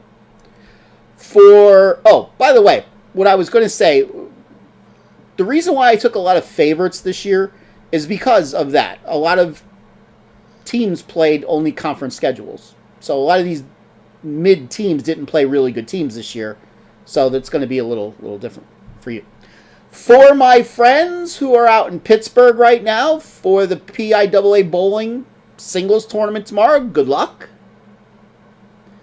Hopefully North Versailles isn't as big of a dump as it was when we were out there in 2016. For those of you that are watching, please bring me back a extra cheese and pepperoni pizza from Vincent's. You're going to drive right by it going to the bowling center. True. It's about 3 miles away from the bowling center. Now, leaving the bowling center, if you're going straight home, you probably won't drive by it because it's actually quicker to get out to 76 going out the other way. So, extra cheese and pepperoni, please. Please. I will meet you somewhere.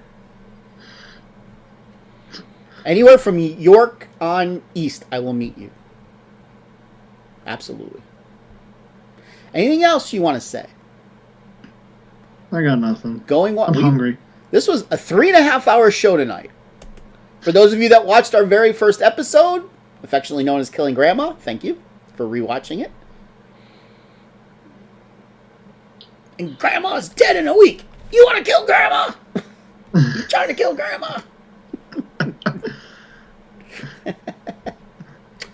All right. Tuesday, we'll talk about the first couple rounds of the tournament, of course. We'll probably get back to a little bit of politics. I've been saving a couple things. Saving them.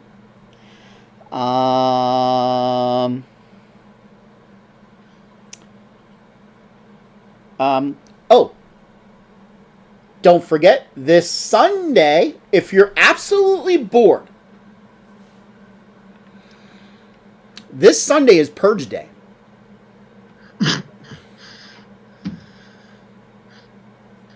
Feel free to purge some people. I'll give you a list. After 7 p.m. What? 7 p.m. 7 to 7. Purge Day. If you don't know who to take out, I will give you a list. I've been compiling the list all year long. It's got a bunch of names on them. Christine, you are not on the list, so don't worry. Maybe I'm on your list, though. By the way, Disney out in California is reopening. You are not allowed to scream on a roller coaster. Are you serious? Yes. Yes. I'm serious. You are not allowed to scream on a roller coaster. Oh my god. Yes. And I could be rich if I bought a lot of shares of Penn stock and still had it. Yeah. All right. Thank you all for sticking with me for 3.5 hours if you watched the entire thing. I'd appreciate it a lot. Have a great weekend and wherever your endeavors take you. I don't know where mine will take me. But have a great weekend. If I do get purged Sunday, it's been real. Thank you very much for putting up with me for a year. Because maybe I will get purged. Who knows? So maybe for the final time, if I get purged, where we go on? We go on. Have a good one.